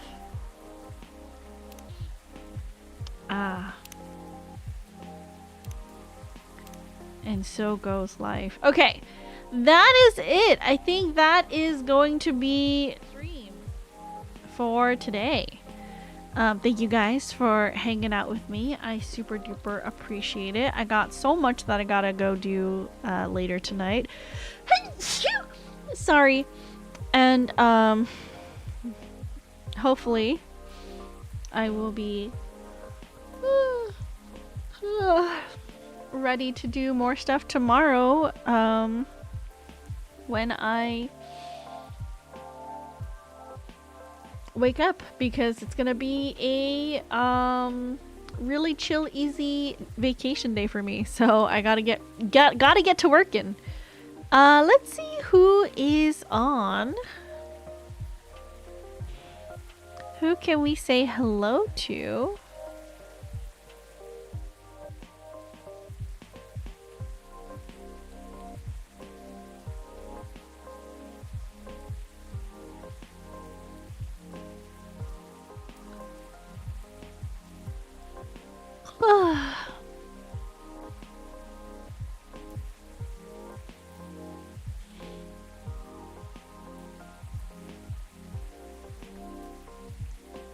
I don't think anyone is playing. Is anyone playing this game? Let me actually go look. I didn't actually go look. I was just looking at all the friends that were online. Should go look.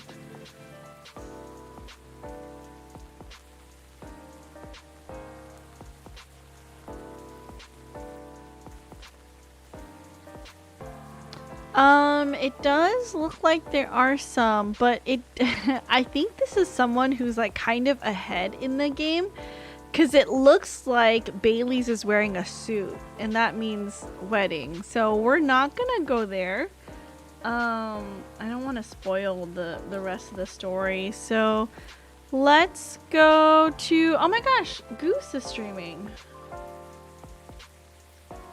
Let's go over to Goose. He's playing some Monster Hunter right now.